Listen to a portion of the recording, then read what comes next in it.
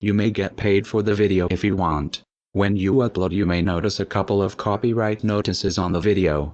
Ignore them. The copyright claims on the video are fraudulent.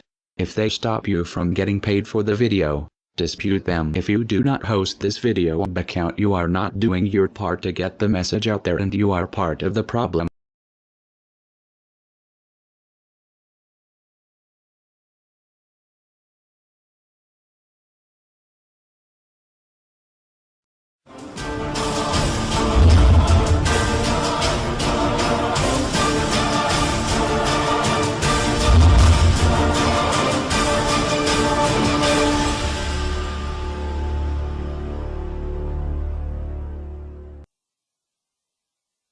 Greetings world. We are Anonymous. This following video focuses on the Federal Reserve problem of the United States. If you live in another country, please know that this video is still meant for you. The problem will affect everybody around the world, as the Federal Reserve is present in all countries. Watch this video and see what has happened to the United States so you can see what you and the world are up against. We must all unite together to fight our oppressors. Please pay attention.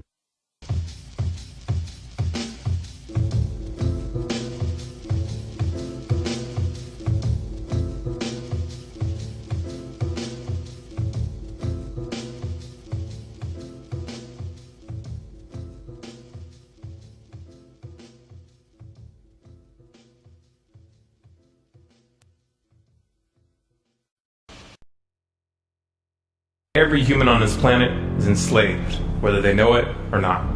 This is not the crude and primitive slavery of ancient times. It does not rely on whips and shackles to keep the oppressed in their place.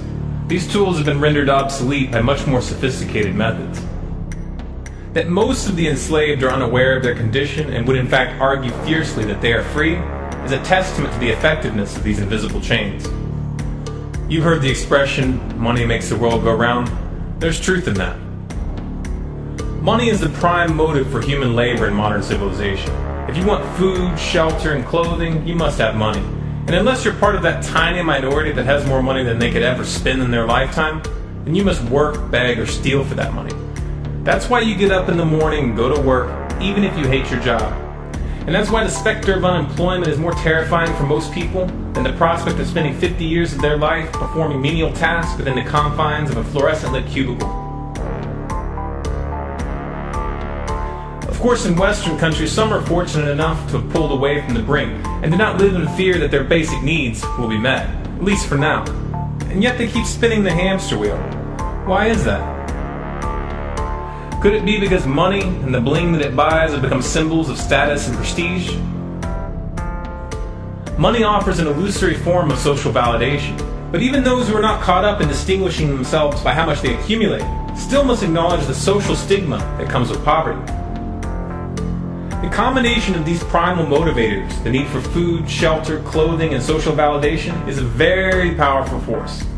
It's enough to drive humans to engage in all forms of activity, even to the point of harming themselves or others in the process. The accumulation of money is therefore an accumulation of social and psychological power, and those who control the creation of money control this power at its source. So who controls the creation of money? Well, in the case of the US dollar, it's not the government. This shouldn't be an earth-shattering revelation. The fact that the Federal Reserve is a private institution owned by a cartel of the world's most powerful banks is quickly becoming common knowledge. Even the mainstream media doesn't deny it at this point. However, the full extent of what this means is only clear when you understand how the banking system really works. And unfortunately, this isn't something we're taught in school. Once you have it explained to you in simple terms, you'll understand why. Every dollar in circulation is loaned into existence by a bank.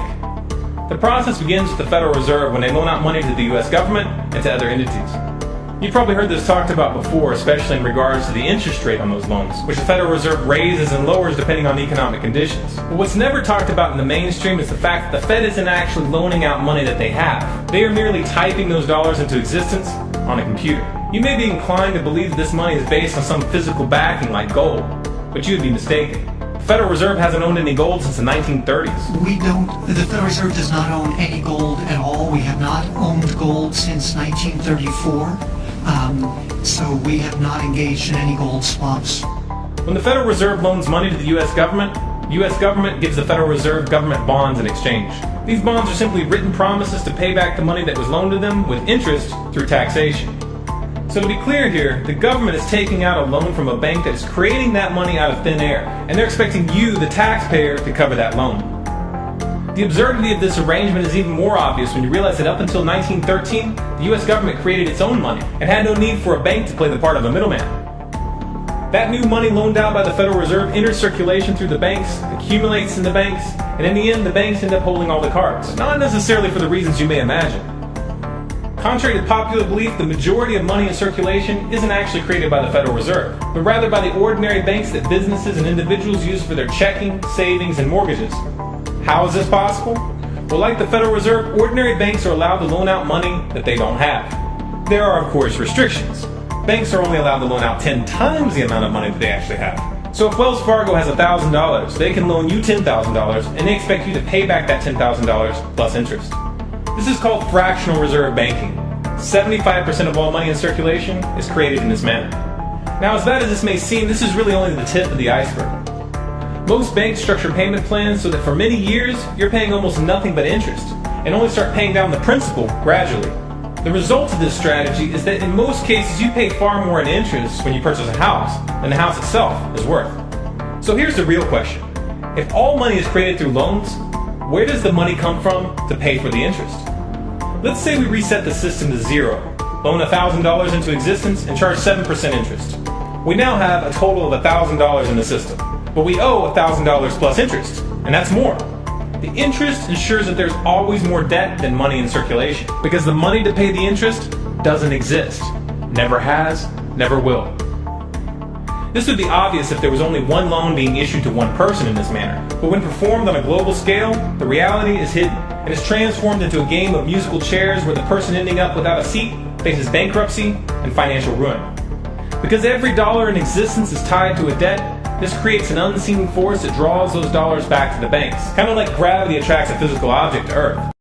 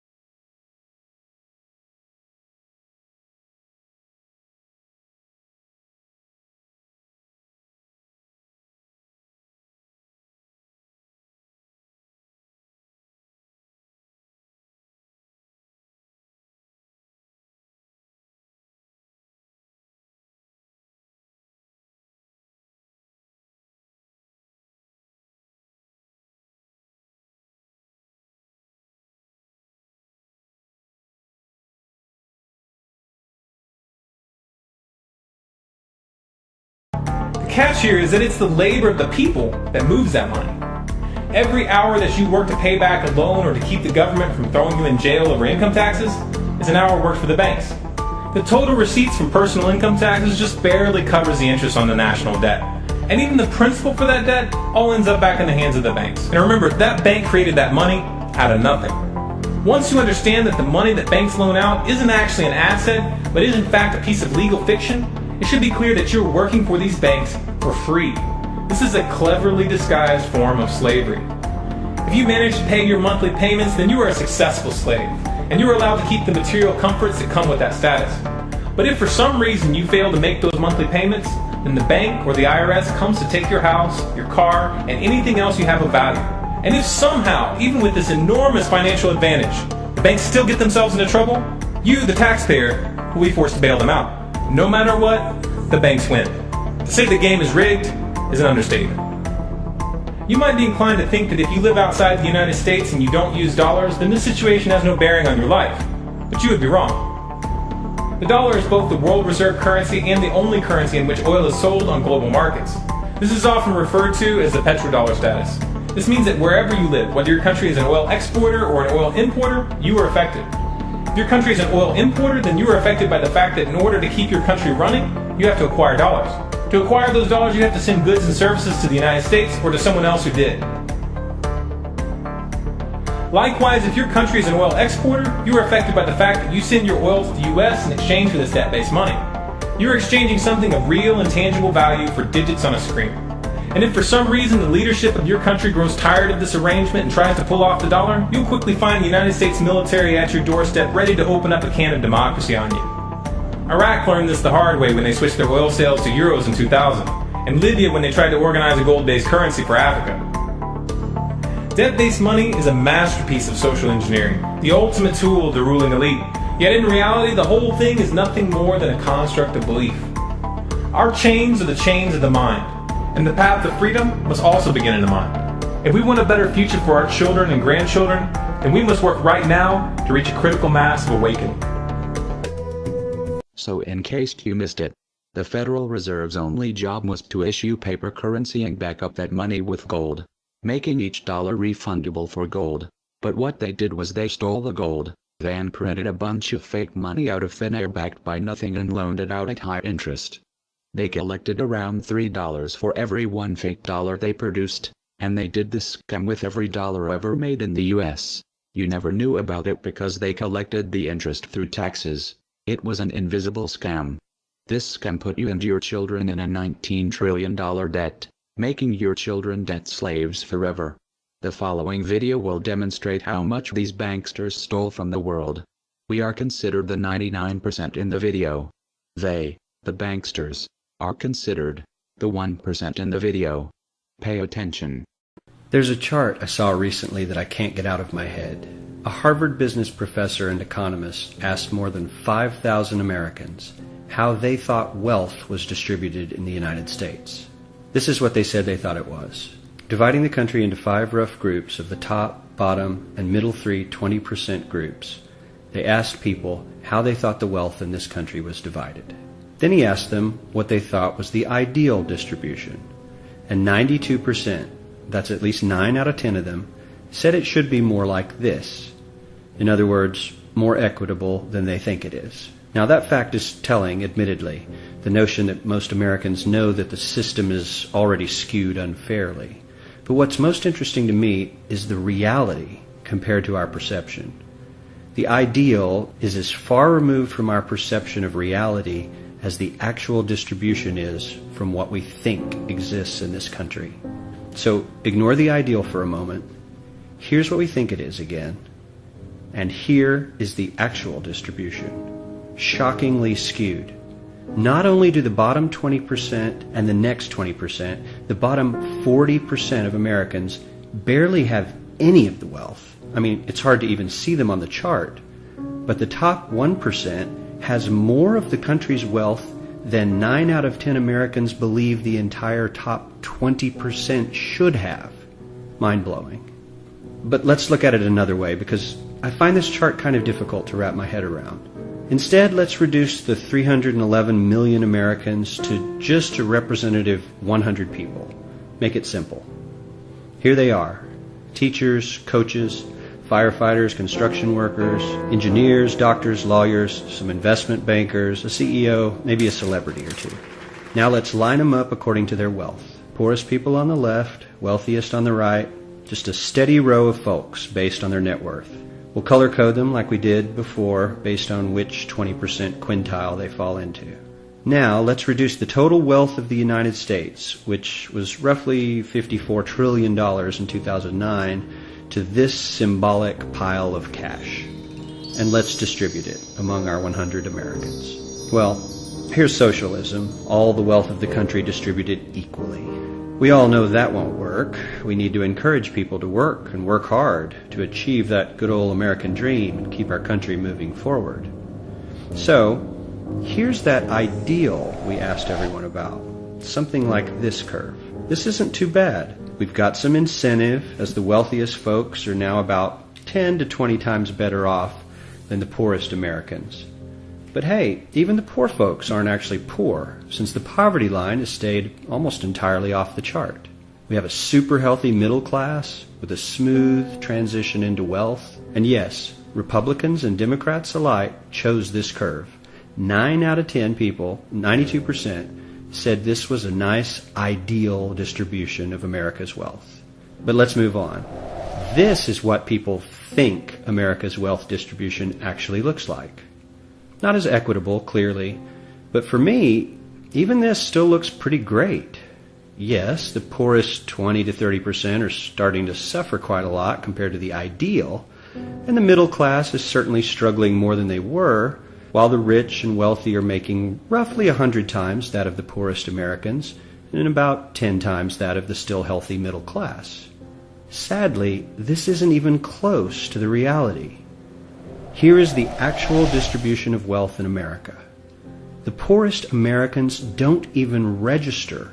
They're down to pocket change, and the middle class is barely distinguishable from the poor. In fact, even the rich between the top 10 and 20 percentile are worse off. Only the top 10% are better off. And how much better off? So much better off that the top 2 to 5% are actually off the chart at this scale. And the top 1%, this guy, well, his stack of money stretches 10 times higher than we can show. Here's his stack of cash, restacked, all by itself. This is the top 1% we've been hearing so much about. So much green in his pockets that I have to give him a whole new column of his own, because he won't fit on my chart. 1% of America has 40% of all the nation's wealth.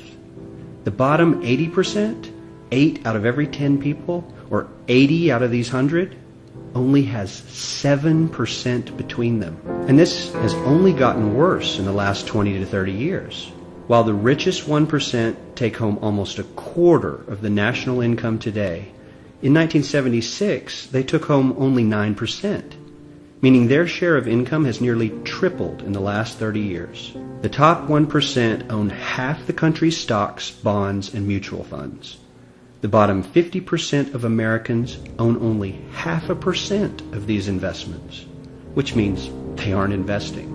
They're just scraping by. I'm sure many of these wealthy people have worked very hard for their money, but do you really believe that the CEO is working 380 times harder than his average employee? Not his lowest paid employee, not the janitor, but the average earner in his company. The average worker needs to work more than a month to earn what the CEO makes in 1 hour.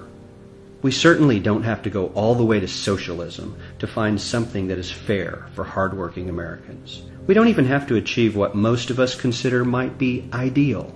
All we need to do is wake up and realize that the reality in this country is not at all what we think it is.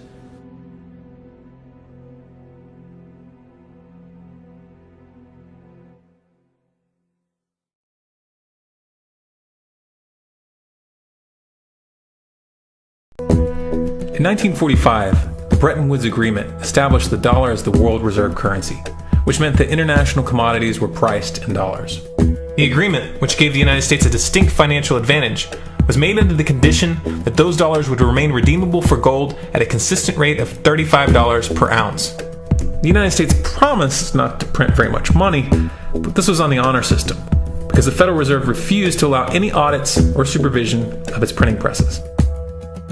In the years leading up to 1970, expenditures in the Vietnam War made it clear to many countries that the U.S. was printing far more money than it had in gold. And in response, they began to ask for their gold back. This, of course, set off a rapid decline in the value of the dollar. The situation climaxed in 1971 when France attempted to withdraw its gold and Nixon refused. On August 15th, he made the following announcement. I have directed the Secretary of the Treasury to take the action necessary to defend the dollar against the speculators. I have directed Secretary Connally to suspend temporarily the convertibility of the dollar into gold or other reserve assets, except in amounts and conditions determined to be in the interest of monetary stability and in the best interest of the United States. This was obviously not a temporary suspension, as he claimed, but rather a permanent default. And for the rest of the world who had entrusted the United States with their gold, it was outright theft. In 1973, President Nixon asked King Faisal of Saudi Arabia to accept only U.S. dollars as payment for oil and to invest any excess profits in U.S. Treasury bonds, notes, and bills. In return, Nixon offered military protection for Saudi oil fields. The same offer was extended to each of the world's key oil-producing countries, and by 1975, every member of OPEC had agreed to only sell their oil in US dollars. The act of moving the dollar off of gold and tying it to foreign oil instantly forced every oil importing country in the world to start maintaining a constant supply of Federal Reserve paper. And in order to get that paper, they would have to send real physical goods to America. This was the birth of the petrodollar. Paper went out, everything America needed came in, and the United States got very, very rich as a result. It was the largest financial con in recorded history.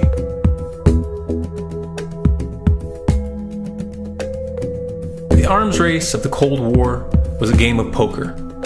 Military expenditures were the chips, and the US had an endless supply of chips. With the petrodollar under its belt, it was able to raise the stakes higher and higher, outspending every other country on the planet, until eventually US military expenditures surpassed that of all other nations in the world combined. The Soviet Union never had a chance. The collapse of the communist bloc in 1991 removed the last counterbalance to American military might. The United States was now an undisputed superpower with no rival. Many hoped that this would mark the beginning of a new era of peace and stability. Unfortunately, there were those in high places who had other ideas. Within that same year, the US invaded Iraq in the first Gulf War. And after crushing the Iraqi military and destroying their infrastructure, including water purification plants and hospitals, crippling sanctions were imposed which prevented that infrastructure from being rebuilt. These sanctions, which were initiated by Bush Sr. and sustained throughout the entire Clinton administration, lasted for over a decade and were estimated to have killed over 500,000 children. The Clinton administration was fully aware of these figures. We have heard that 500,000 children have died. I mean, that's more children than died in Hiroshima. And you know, is the price worth it? I think this is a very hard choice, but we think the price is worth it. Miss Albright, what exactly was it that was worth killing 500,000 kids for? In November of 2000, Iraq began selling its oil exclusively in euros. This was a direct attack on the dollar and on US financial dominance, and it wasn't going to be tolerated.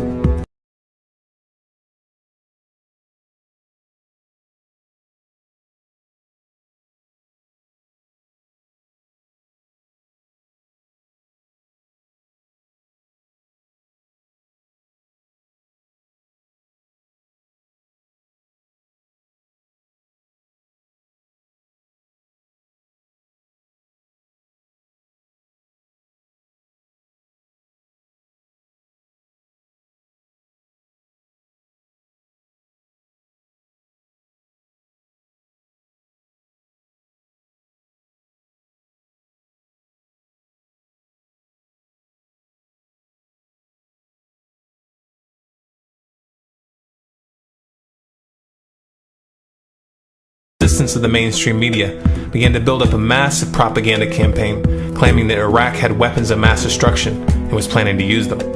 In 2003, the US invaded, and once they had control of the country, oil sales were immediately switched back to dollars. This is particularly notable due to the fact that switching back to the dollar meant a 15 to 20% loss in revenue due to the euro's higher value. It doesn't make any sense at all unless you take the petrodollar into account.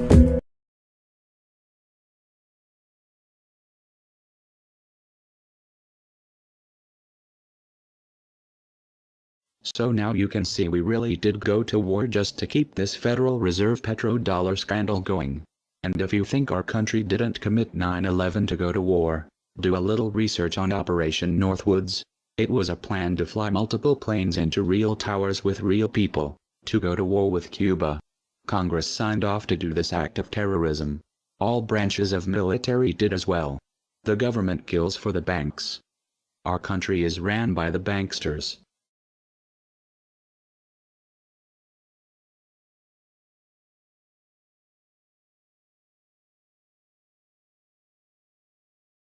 To preserve our independence, we must not let our rulers load us with perpetual debt. We must make our choice between economy and liberty or profusion and servitude. I place economy among the first and most important of republican virtues, and public debt is the greatest of the dangers to be feared. It is incumbent on every generation to pay its own debts as it goes. If the American people ever allow private banks to control the issue of their money, first by inflation and then by deflation, the banks and corporations that will grow up around them will deprive the people of their property until their children will wake up homeless on the very continent their fathers conquered. The Federal Reserve made so much profit from this money scandal they were able to literally control the government. They meet every year with politicians, presidents and many corporate giants where they control everything behind closed doors. These people control everything. This meeting is called Bilderberg Group. The Federal Reserve bankers are what are commonly referred to as the Illuminati. This is not a conspiracy. Past presidents have warned you many times this is not a conspiracy. We are opposed around the world by a monolithic and ruthless conspiracy that relies primarily on covert means for expanding its sphere of influence, on infiltration instead of invasion, on subversion instead of elections, on intimidation instead of free choice, on guerrillas by night instead of armies by day. It is a system which has conscripted vast human and material resources into the building of a tightly knit, highly efficient machine that combines military, diplomatic, intelligence, economic, scientific, and political operations. Its preparations are concealed, not published. Its mistakes are buried, not headlined. Its dissenters are silenced, not praised. No expenditure is questioned, no rumor is printed, no secret is revealed.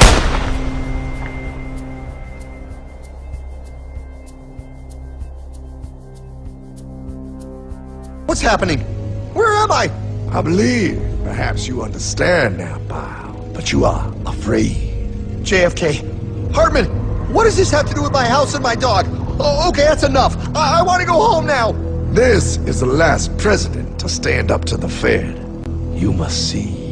On June 4, 1963, President Kennedy signed Executive Order 11110. This executive order empowered the U.S. Treasury to issue real money without the Fed. It would have worked. Kennedy's plan to dismantle the Federal Reserve machine had begun. But 6 months later, John F. Kennedy went to Dallas and never returned. No way. No way they could do that. The new president, Lyndon Johnson, threw out Kennedy's order. And since JFK, no president has dared confront the secret powers behind the Federal Reserve. Just how rich and powerful is Lord Evelyn Rothschild? Historically, the Rothschild family wealth was hidden in underground vaults. The Rothschild secret financial records were never audited and never accounted for. Their family commissioned biographies give the illusion that their family fortune has dwindled. But researchers estimate their wealth at close to $500 trillion, more than half the wealth of the entire world. Besides their many castles, palace mansions, wineries, racehorses, and exotic resorts, the Rothschilds bought Reuters in the 1800s. Reuters then bought the Associated Press, which selects and delivers the same news stories to the entire world, day after day. They have controlling interest in 3 major television networks and easily avoid media attention since they own it. They also fix the world price of gold on a daily basis and profit from its ups and downs. Over the centuries, the Rothschilds have amassed trillions of dollars worth of gold bullion in their subterranean vaults and have cornered the world's gold supply. They own controlling interest in the world's largest oil company, Royal Dutch Shell. They operate phony charities and offshore banking services where the wealth of the black nobility and the Vatican is hidden in secret accounts at Rothschild Swiss banks, trusts, and holding companies. Although Evelyn Rothschild looks like a harmless gray-haired old man, make no mistake about it, Rothschild and his ancestors have handpicked presidents, crashed stock markets, bankrupted nations, orchestrated wars, and sponsored the mass murder and impoverishment of millions.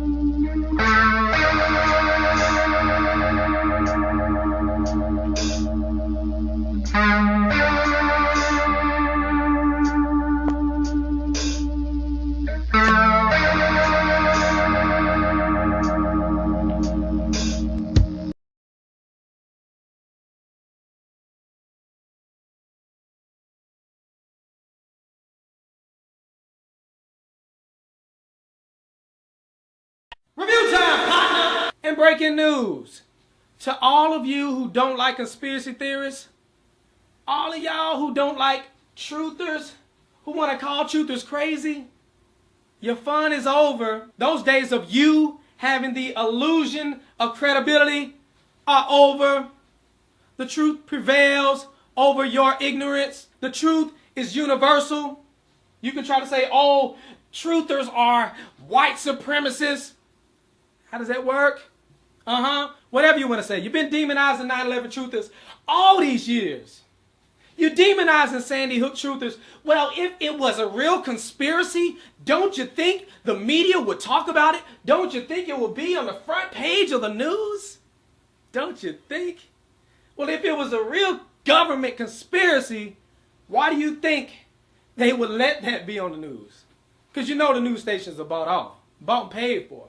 You know the news, they read off a script, right? You know the news reporters do that, right? No, you don't know that? No, I trust my news. They are more credible than you. You are just some truther. I watch the news and I get informed. You get informed, don't you? Those reporters, they give you exclusive information. Now, you don't need us to tell you that gas prices are back on the rise. Well, if you filled up your gas tank lately, then you don't need us to tell you that gas prices are back on the rise. You don't need us to tell you that gas prices are back on the rise. You don't need us to tell you that gas prices are back on the rise. You don't need us to tell you that gas prices are back on the rise. You don't need us to tell you that gas prices are back on the rise. You don't need us to tell you that gas prices are back on the rise. You don't need us to tell you that gas prices are back on the rise. You don't need us to tell you that gas prices are back on the rise. You don't need us to tell you gas prices are back on the rise. You don't need us to tell you that gas prices are back on the rise. You don't need us to tell you that gas prices are back on the rise. You don't need us to tell you gas prices are back on the rise. You don't need us to tell you that gas prices are back on the rise. You don't need us to tell you gas prices are on the rise. I know. President, earlier this year you told us you had ordered your administration to cease and desist on payments to journalists to promote your agenda. You cited the need for ethical concerns and the need for a bright line between the press and the government. Your administration continues to make the use of video news releases, which are prepackaged news stories sent to television stations, fully aware that some or many of these stations will air them without any disclaimer that they are produced by the government. Comptroller General of the United States this week said that raises ethical questions. Does it raise ethical questions about the use of government money to produce stories about the government that wind up being aired with no disclosure that they were produced by the government? There is a Justice Department opinion that says these pieces are within the law so long as they're based upon facts, not advocacy. And I expect our agencies to adhere to that ruling, to that Justice Department opinion. This has been a long-standing practice of the federal government to use these types of videos. Agricultural Department, as I understand, has been using these videos for a long period of time. The Defense Department, other departments have been doing so. It's important that they be based upon the guidelines set out by the Justice Department. Now, I think it'd be helpful if local stations then disclose to their viewers if that's, that this was based upon a factual report and they chose to use it. But evidently in some cases that's not the case. So anyway. To guarantee that's happening by including that language in the prepackaged report. Yeah, I don't, look, oh, you mean a disclosure on George W. Bush and I? Well, some way to make sure it couldn't air without the disclosure that you believe is so vital. Ken, I mean, there's a procedure that we're going to follow, and the local stations ought to, if there's a deep concern about that, ought to tell their viewers what they're watching. Conan O'Brien may be about to push the envelope on late-night television. Conan O'Brien may be about to push the envelope on late-night television. Conan O'Brien may be able to push the envelope on late-night television. Conan O'Brien may be about to push the envelope on late-night television. Conan O'Brien may be about to push the envelope on late-night television. Conan O'Brien may be about to push the envelope on his late-night television. Conan O'Brien may be about to push the envelope on late-night television. Conan O'Brien may be about to push the envelope on late-night television. Conan O'Brien may be about to push the envelope on late-night TV. Conan O'Brien may be about to push the envelope on late-night television. For these anchors to ask no questions, do no fact-checking, and hold no differing interpretation of the news they're delivering is not only absurd, it's downright dangerous. Certainly there were commentators and others, pundits at Fox News that were helpful to the White House. And certainly, yes, certainly we got talking points to those people. Call Sean, call Bill, call whoever. Did you do that as a regular thing? It wasn't necessarily something I was doing, but it was something that we at the White House, yes, were doing, and getting them talking points and making sure they knew where we were coming from. So you were giving them talking points. But I would separate the journalists. That's important. You were using these commentators as your spokespeople.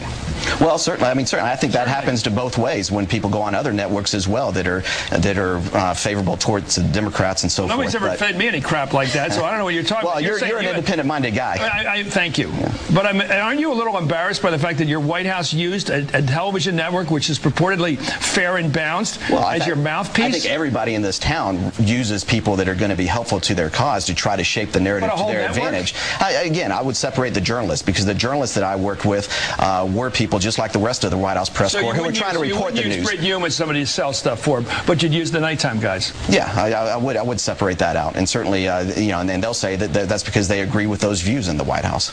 Well, they didn't need a script, though, did they? Well, probably not. Economic factors may take some spring out of the Easter Bunny's step this year. In consumer news, economic factors may take some spring out of the Easter Bunny step this year. Economic factors may take some spring out of the Easter Bunny step this year. Economic factors may take some spring out of the Easter Bunny step this year. Economic factors may take some spring out of the Easter Bunny step this year. Economic factors may take some spring out of the Easter Bunny step this year. Economic factors may take some spring out of the Easter Bunny step this year. Economic factors may take some spring out of the Easter Bunny step this year. Economic factors may take some spring out of the Easter Bunny step this year. Economic factors may take some spring out of the Easter Bunny step this year. Economic factors may take some spring out of the Easter Bunny step this year. Economic factors may take some spring out of the Easter Bunny step this year. Economic factors may take some spring out of the Easter Bunny step this year. Economic factors may take some spring out of the Easter Bunny step this year. Economic factors may take some spring out of the Easter Bunny step this year. It's the third time I've said that. I'll probably say it 3 more times. See, in my line of work, you got to keep repeating things over and over and over again for the truth to sink in, to kind of catapult the propaganda.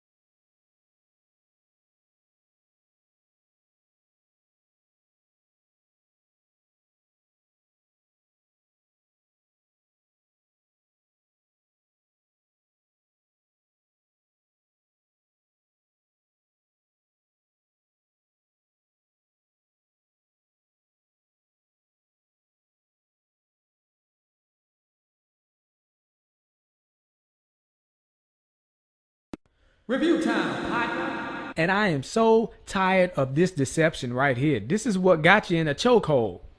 The left versus the right. Left wing versus right wing. Don't you know the wings are of the same bird? A little corrupt bird, Republican versus Democrat. They got you cheering for teams. They got you in this tribalism mentality. You don't even understand it. They screwing you over. I'm going to show you how it works in this video. Now, you get here John McCain over here talking about, oh, how the government shutdown was bad. Then you get people to agree with him and say, oh, John McCain is actually speaking some sense. He's right. It's the Republicans' fault.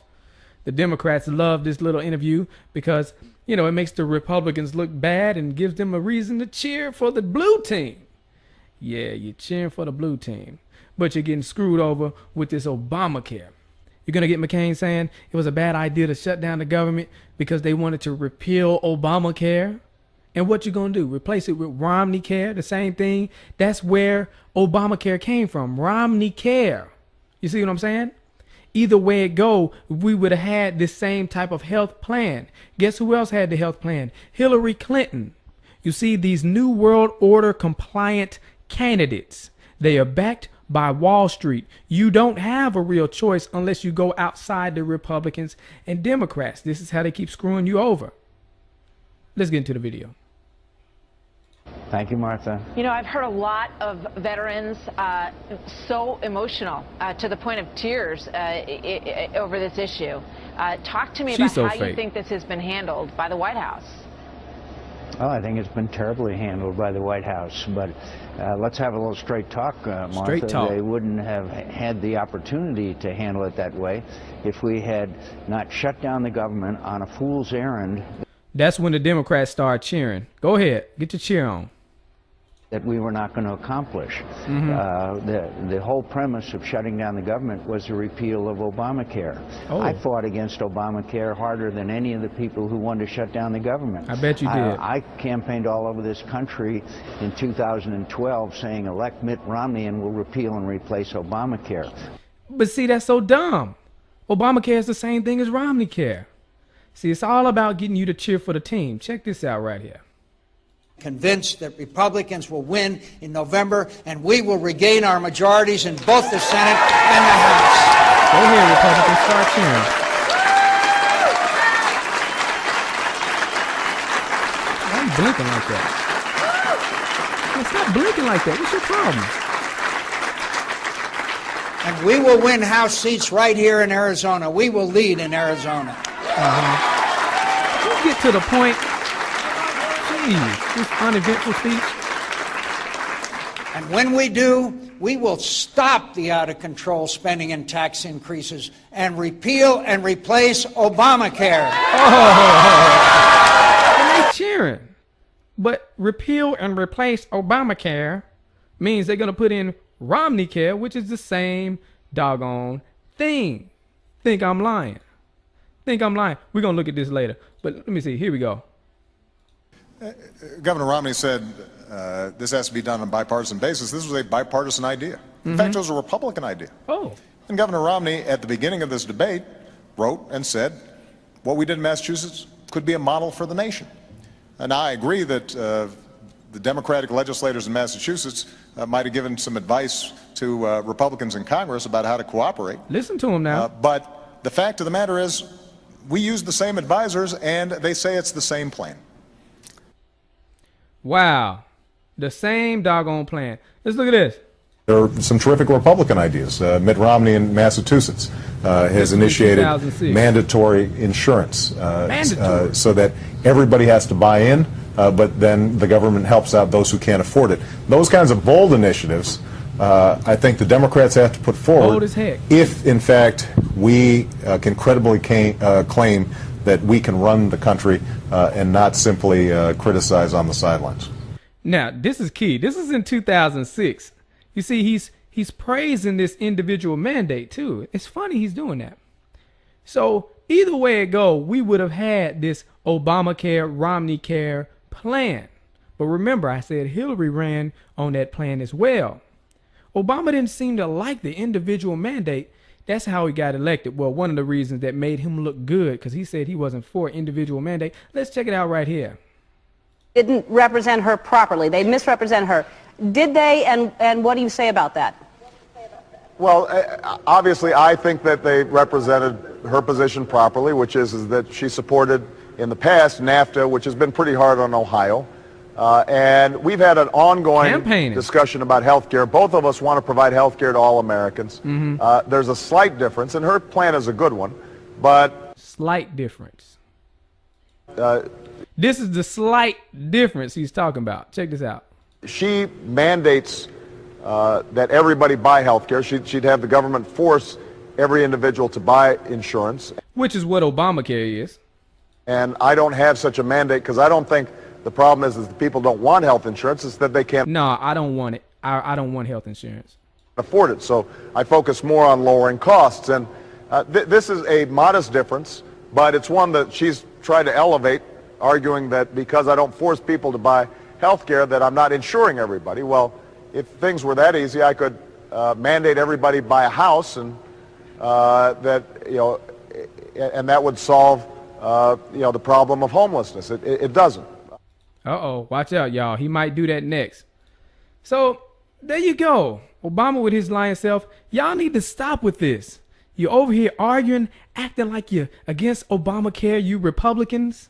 And they're talking about repeal and replace Obamacare with the same thing. What the heck is your problem? Get out of this tribalism mentality. And people who would say, oh, we need Hillary Clinton. Well, she down for the same plan. It's the same thing. It's the same scheme.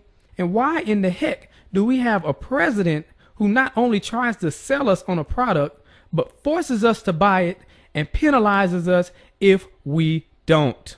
Precisely because the product is good. I want the cash registers to work. I want the checkout lines to be smooth. So I want people to be able to get this great product.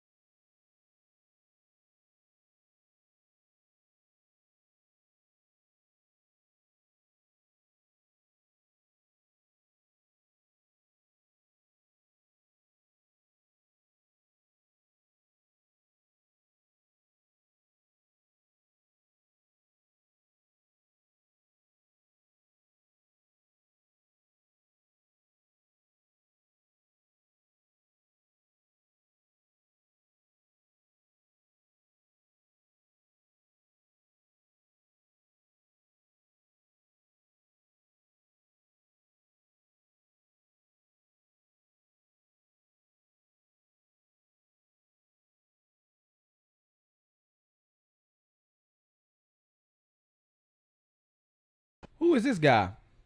I don't know, but he seemed like a nice old man. Nice old man.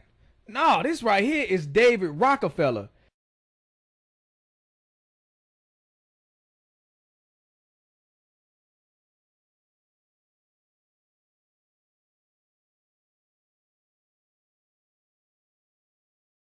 This guy right here, you need to do some research on David Rockefeller. Feel free to do that whenever you get a chance. But people who know about this man right here, they know he is nothing but trouble. Rockefellers, come back. We don't want your new world order, you know? Leave Chile right now. Leave Chile. You are not... You're killing a lot of people. You're killing a lot of people. Leave here. Leave Chile right now. Leave Chile. Leave Chile. We don't want your world government. Leave Chile right now.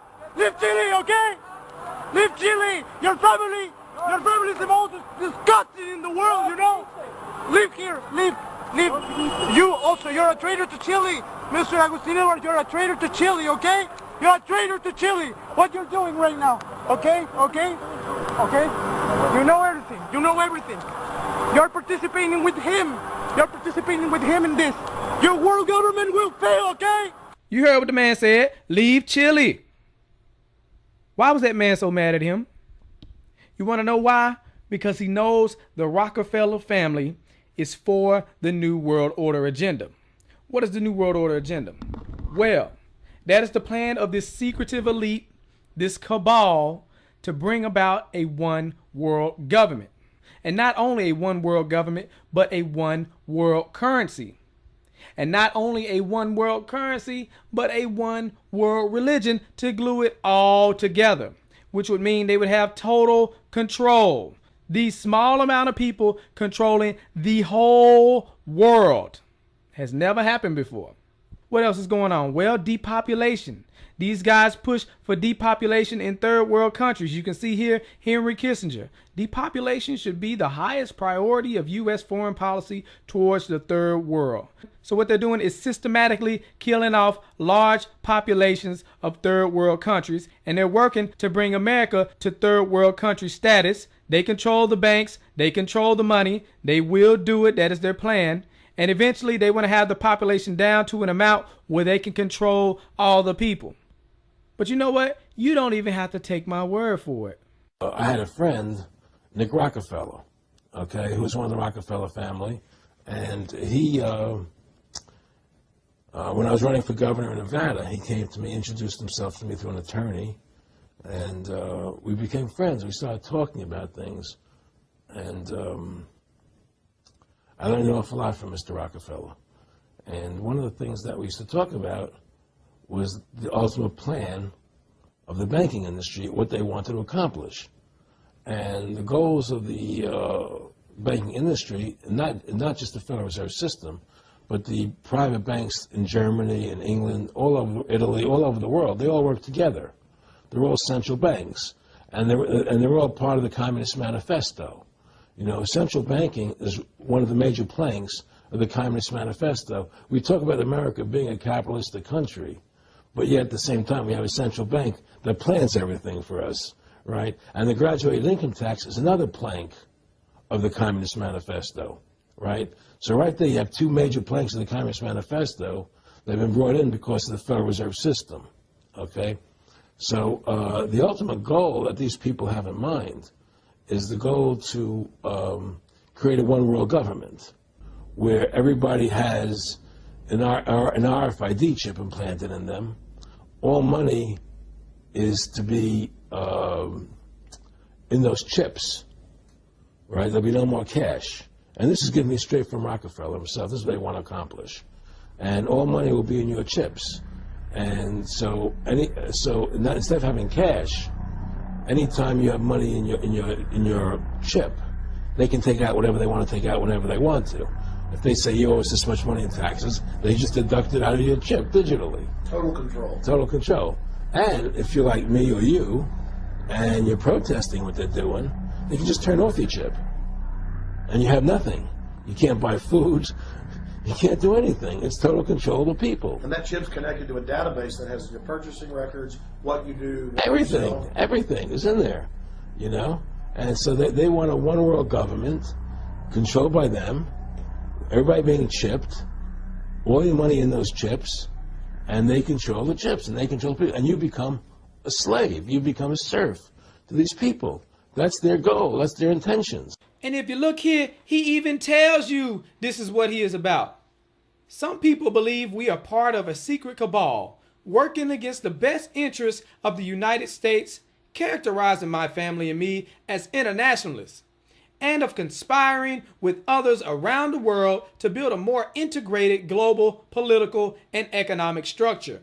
One world, if you will. If that's the charge, I stand guilty and I am proud of it. That's David Rockefeller telling you he wants this new world order. Well, he didn't say new world order. Oh, so you need him to say new world order. Okay. All we need is the right major crisis, and the nations will accept the new world order. See that? That's why you got to pay attention. But before we break it down, I want you to see this.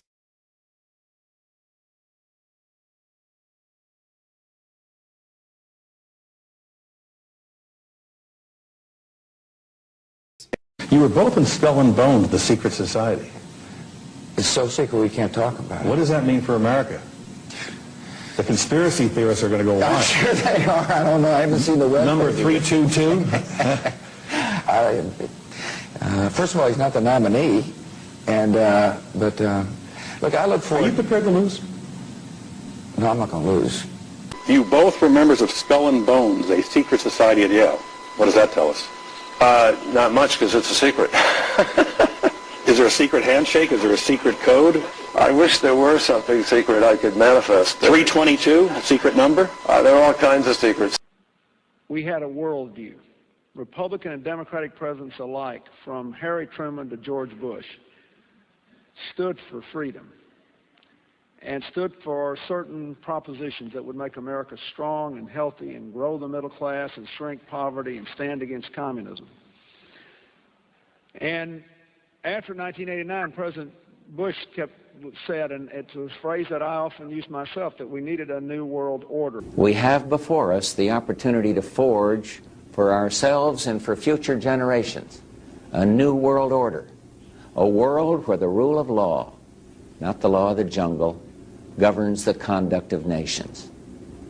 When we are successful, and we will be, we have a real chance at this new world order, an order in which a credible United Nations can use its peacekeeping role to fulfill the promise and vision of the UN's founders.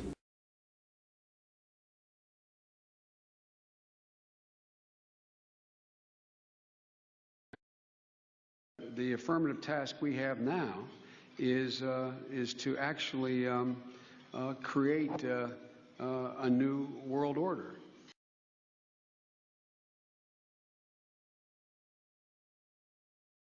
If you go outside the city of Atlanta, go east about 60 or 70 miles to the town of Elberton, and then go north on Highway 77 about 10 miles, you'll find off to the right what's called the Georgia Guidestones. It looks kind of like Stonehenge, these big, huge granite rocks set up there. This was done by a guy who gave a pseudonym, came in, paid cash, had this company set these things up in 1980. He called himself R.C. Christian, but that's not his real name. It says right on the stones, a pseudonym, false name. On these Georgia Guidestones, it gives the 10 Commandments for the New World Order. 10 Commandments for the New World Order. The first commandment was to maintain humanity under 500 million. I went there and looked at those things and said, now, hold on a minute. Today's population is 6 billion. They want to maintain humanity under 0.5 billion. Looks like a lot of people got to die for their plan to work, which is, by the way, the plan.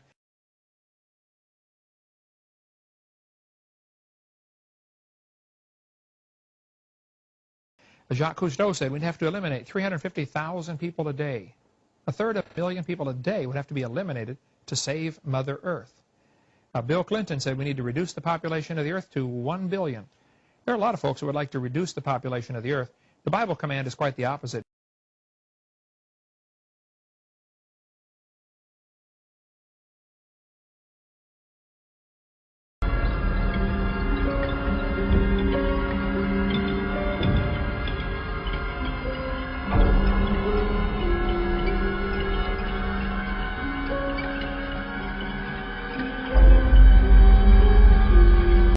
America's place in the new world order should be. It's always been seen as the global policeman. But as you said before, you know, it's hard to see with all these military conflicts where the winner and loser lies. What should America be doing I think globally? The global policeman should be the United Nations. And I don't think we should need one. I think we should use courts the way we do in civilian life. It's time to put war and conflict, armed conflict behind us and move on and start acting like civilized, educated human beings. Oh, you're so civilized, Ted. Let's look at your quote. A total population of 250 to 300 million people, a 95% decline from present levels would be ideal. That's Ted Turner, founder of CNN and New World Order supporter. You see, he donated $1 billion to the United Nations. This man is down for the depopulation agenda. He wants a one-child policy for 100 years, yet he got 5 kids. And you got to pay attention, because these jokers will tell you that they selling out. And they do that just so it'll go over your head. So you'll be like, oh, well, they didn't really mean that. They're just being sarcastic. It's not that serious. But then at the same time, people be like, oh, well, I ain't gonna believe that unless they tell me. He telling you right here. We get Shaq admitting to the whole world that he's a Freemason and he is proud of it. What is going on there? That's a ring of my profession. You don't know nothing about that. Okay, well, can we get a close-up on that area? What? I don't know nothing about What is the profession? Yeah, which profession are you talking about? Woo, that man so happy. Is it a legal profession? Of course it's legal. It's a ring of my profession. I'm trying to read it. Okay. It's too many diamonds. He's like, yep, I'm a Freemason and ain't nothing you can do about it. Are you a Mason? Of course. And all them jokers around him know what's going on. The secret ceremony. Well, you might as well put your pinky out when you drink a drink. Put your pinky out. You know, in the secret ceremonies with the candles and the... Everyone wears... Anyway, the Clippers. The Clippers. Ring, but that is impressive, Mr. O'Neal. I don't have a championship. Anyway, so the Clippers... Oh, yeah, I have 4. Those he doesn't wear. Those he doesn't wear. The Clippers. Yeah. As I was blinded by success. Look at that man right there. That's impressive. I'm blinded by success. See, they know what the deal is when you're a Freemason. You know, they get all these movie roles and all these deals. Matter of fact, Shaq was on Grown Ups 2. It was one of the worst movies I have ever seen. Oh my gosh. Terrible. Anyways, he on there. There go your boy Shaq. Shaq's a Freemason. Bring it right back to David Rockefeller. All we need is the right major crisis and the nations will accept the new world order. So they're going to bring out a problem and then they're going to offer a solution. One of their plans is to devalue the dollar so that it barely has any buying power. So then you go to the store, you can barely buy anything. You see the food on the shelf, but you can't afford it. What happens then? People start going crazy. People start to panic. Then people start robbing each other. People start killing each other. So then we need to bring in the police state. Oh, we're asking the government for help. And surely they are here to bring the order out of chaos. But it's not just any order. It is the new world order. And not only that, but they're going to bring about a one world currency to replace the old currency. And then they're going to bring it into a cashless society where you got to get the chip. All your money being on the chip. And also to glue it all together, the one world religion. Where these sellouts come to play, they are new world order compliant. They are here to sell you the agenda. They're going to let you know how cool it is to get a microchip in your arm. Some of y'all might think it's cool, but I know a lot of y'all don't like this type of stuff. So I'm just making sure you are aware of their agenda.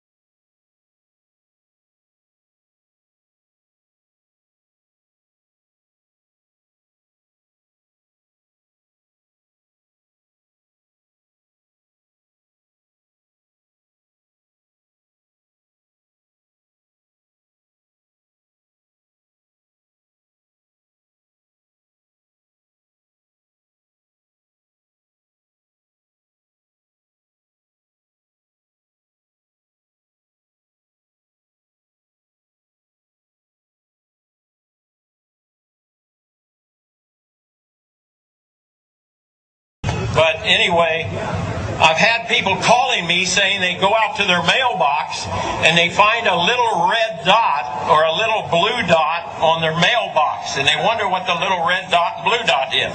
Well, it's marking your mailbox by the government, so when foreign troops come in here on us after martial law, if you have a red dot on your mailbox, they take you out immediately and shoot you right in the head. But if you have a blue dot, they take you to the FEMA camps being built by Halliburton right now to house 50 million Americans. They're building enough concentration camps in America by Halliburton that Cheney's getting rich off of, Vice President Cheney's getting rich off of, to put those with the blue dot on your mailbox in those concentration camps. Now, if you go out and you find a pink dot on your mailbox, that means that they believe you'll be a good slave and you're going to go along with the program and serve our international Antichrist masters. So watch for that dot.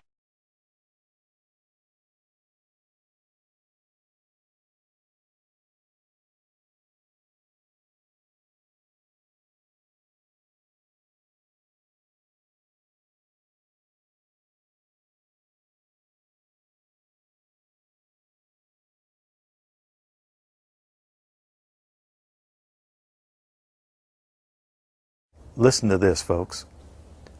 I was pulled to the side road, which was a new cut gravel dirt road in front of a business, a builder supply business.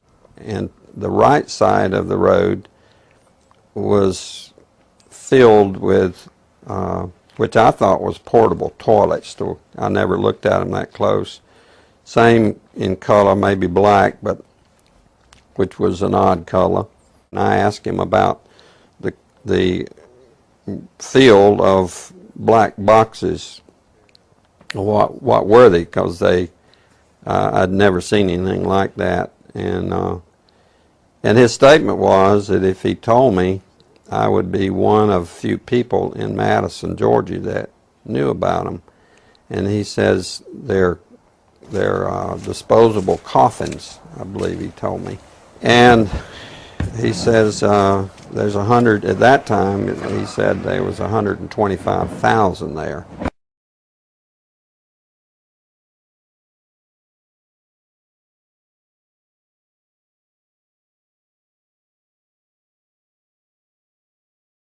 And the brother of the man that owns this field, that the government is leasing this field from to store these disposable coffins, this brother was given 3 years to set up temporary morgues around the country. Have you heard that the Department of Homeland Security has purchased 1.6 billion rounds of ammunition last year?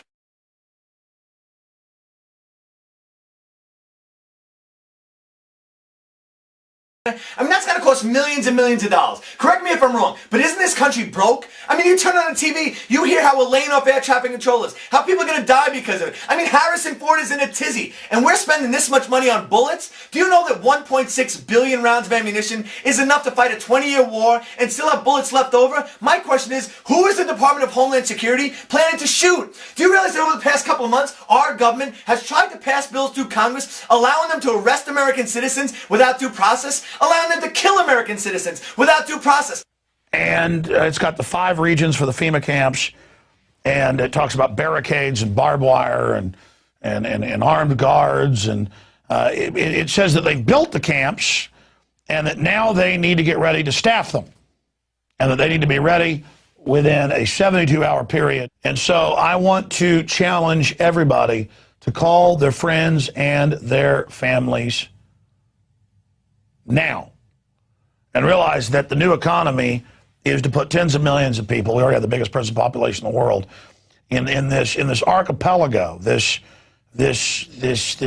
giant chain of facilities all over the country. The following video details the contents of a Department of Defense document entitled Internment and Resettlement Operations, also known as FM 3-39.40. The document is 325 pages long and it is signed by Joyce E. Morrow, Administrative Assistant to the Secretary of the Army. It was created in 2010, however, it has just been recently leaked to the public via the internet and can now be downloaded from multiple sources. In the description below, you'll find a download link for the document. I strongly encourage you to download it yourself and to verify everything that's being said here. The document outlines military procedures for internment and resettlement of civilians, and it describes the layout and the administration of these internment camps. It clearly states on page 38 that it applies within U.S. territory, and it specifically addresses the detainment of U.S. citizens, as is indicated by the identification procedures for new prisoners on page 146, which states that social security numbers are to be recorded alongside their photograph and fingerprints.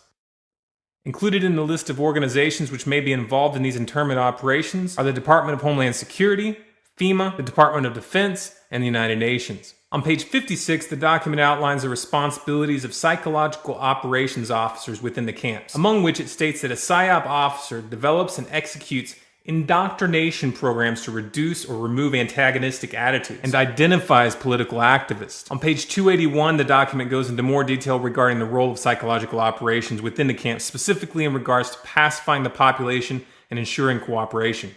On page 238, it gives the conditions for the use of deadly force in such camps. Among the justifications for lethal force, it includes to terminate an active escape attempt. That point right there should make it clear that these camps are not benevolent disaster relief type facilities.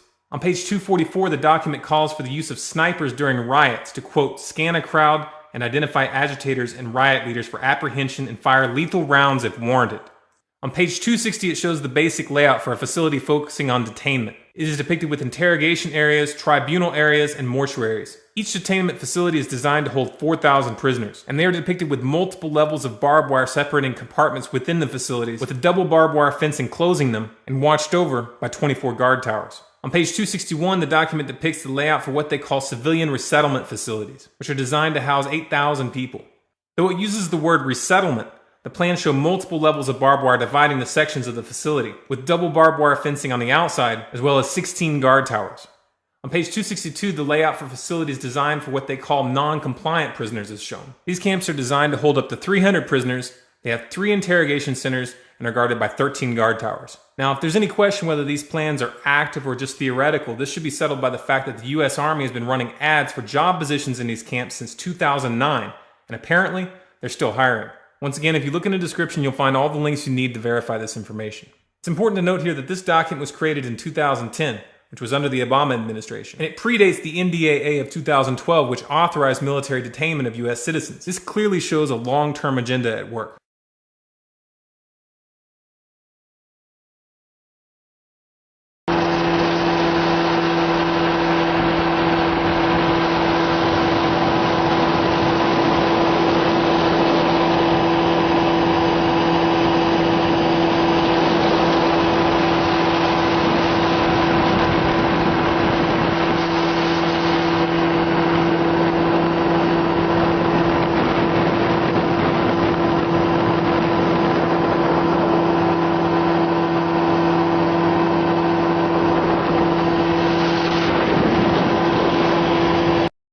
He's saying he's a military police, and he says, and we've been sent footage before by military police and others, so I want this footage of them in briefings openly talking about gun confiscations. Now, that's now in the manuals that they're training to quarantine cities and towns and confiscate guns. We've had Navy SEALs on confirming it.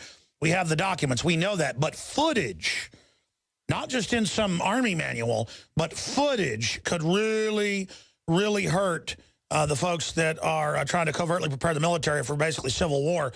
Brian, obviously, you've got to go back in right now. Tell us as much as you can and how we get this footage, but describe it for us. Okay, so I was in a briefing with FEMA. FEMA runs my old unit. I'm actually out now. I got out in September of this year. They were talking about suspension of the Constitution, Second and Fourth Amendment rights being taken away, and I openly asked him, are we going to take guns? He says no, but he says they will. It's clearly on the video. They will, talking about the FEMA guys with us. So that's the gist of the video. You could, I'm filming the floor because it kind of startled me when they said that they're going to suspend the Constitution under martial law, which is pretty scary to me. Essentially, yeah, we pretty much at that time, your Second Amendment, or all your rights, First Amendment rights, pretty much everything is at that moment just interrupted. Yeah. So you said that martial law suspends their Second Amendment, so I'm not going to, but would you say we would take weapons from people? Yeah, that's what they do. Yeah.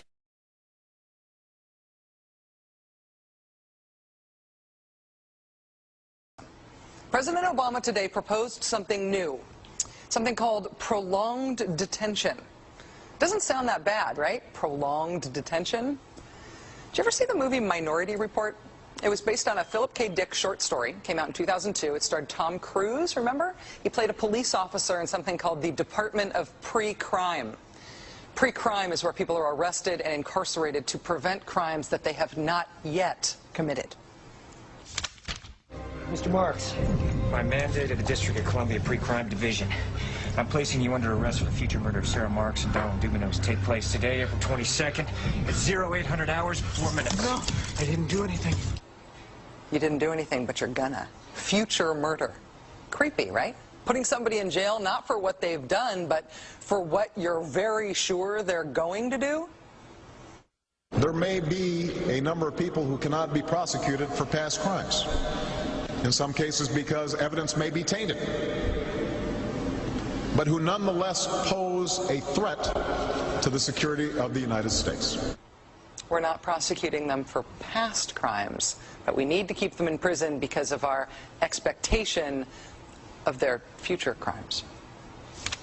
Al-Qaeda terrorists and their affiliates are at war with the United States, and those that we capture, like other prisoners of war, must be prevented from attacking us again. Prevented. We will incarcerate people preventively. Preventive incarceration. Indefinite detention without trial. That's what this is. That's what President Obama proposed today, if you strip away the euphemisms. One civil liberties advocate told the New York Times today, quote, "We've known this was on the horizon for many years, but we were able to hold it off with George Bush. The idea that we might find ourselves fighting with the Obama administration over these powers is really stunning." And it is stunning.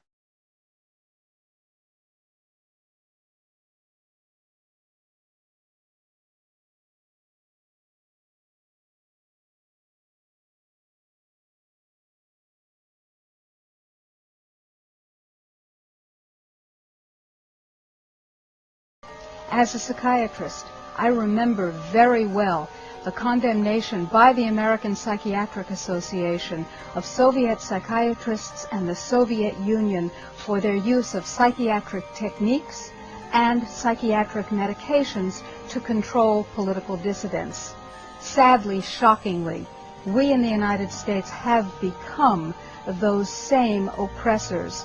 We now have a policy as exemplified by the FBI brochure from the Phoenix Office on Counterterrorism, which says people who are defenders of the U.S. Constitution against federal government and the UN, and make numerous references to the U.S. Constitution, should be monitored as potentially murderous and fanatical terrorists. By extension, should be considered mentally unstable.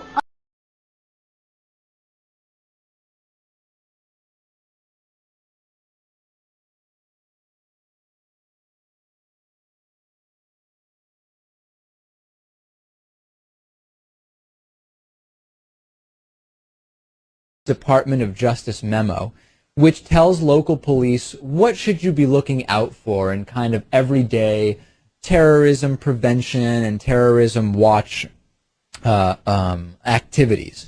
And one of the things that is considered a potential terrorist risk is individuals who harbor doubts about the official story regarding 9/11. The memo adds 9/11 official story skeptics to the growing list of targets. Know good and well that someday there could be a government in power that is shipping its citizens off for disagreements. There are laws on the books now that characterize who might be a terrorist. Someone missing fingers on their hands is a suspect, according to the Department of Justice. Someone who has guns, someone who has ammunition,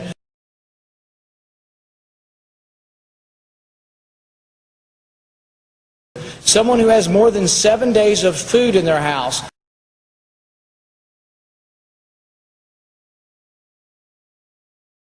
can be considered a potential terrorist. If you are suspected by these activities, do you want to have the government have the ability to send you to Guantanamo Bay for indefinite detention? A suspect. We're not talking about someone who has been tried and found guilty. We're talking about someone suspected of activities. President Obama is now allowed to write in laws without consent from Congress, making us no different than a dictatorship. The president has just signed many executive orders that allows the government to take your assets, your loans, your children, transportation, and gives the government permission to put you into concentration camps and labor camps. If you do not believe me, here are the executive orders. Read them yourself.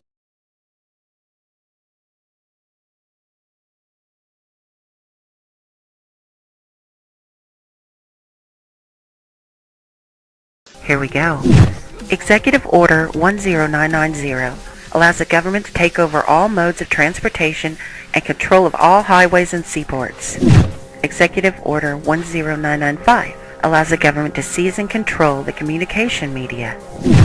Executive Order 10997 allows the government to take over all electrical power, gas, petroleum, fuels, and minerals.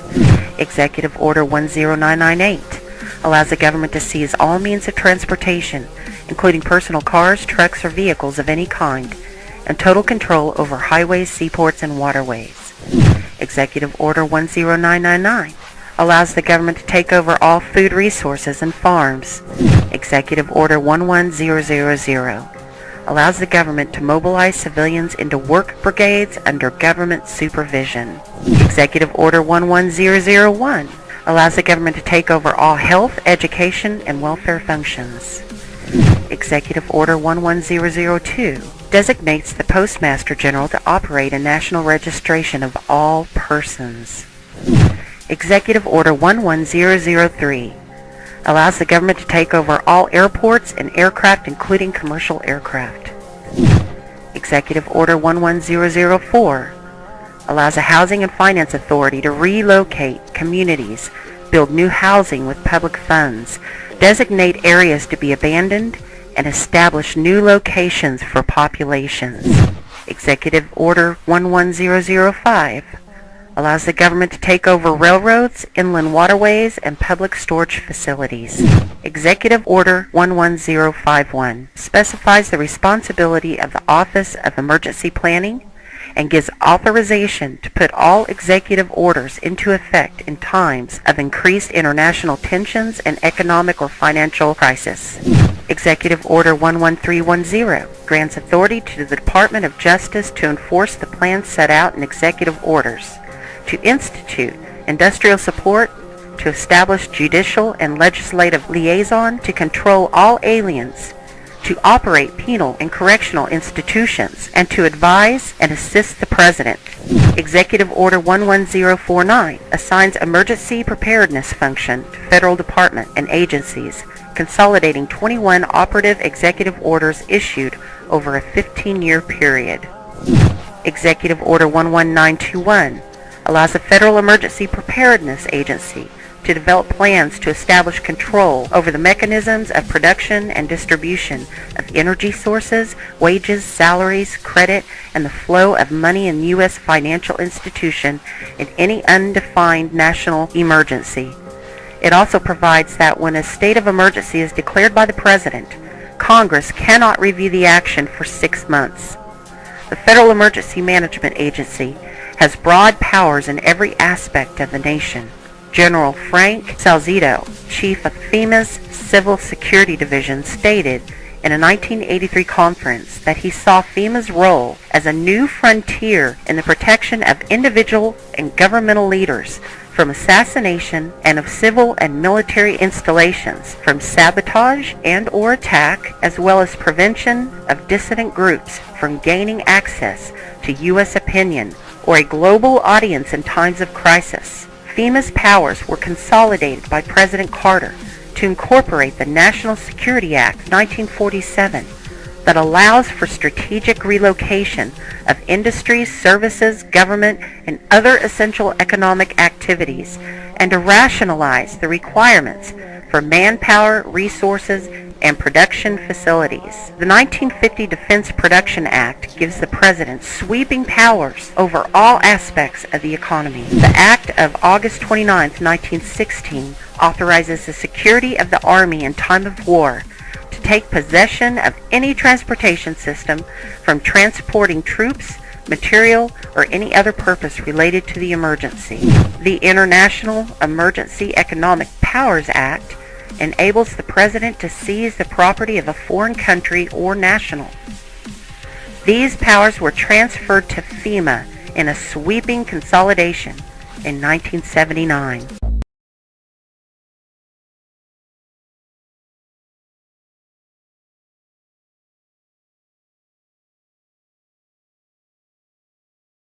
Did Hitler get elected on Monday and start throwing people into ovens on Friday? No. It was a gradual process. The first thing that Hitler did was start to write newspaper articles. Everything that was going wrong was the Jews' fault. They're the ones that caused all these problems. Did the Jews write their own newspaper articles and go, I disagree? So then the Jews had to wear the Star of David so we can tell who you are. Did they say, no, that's a violation of my privacy. I don't have to tell you. No, the Jews decided, well, it's a religious symbol.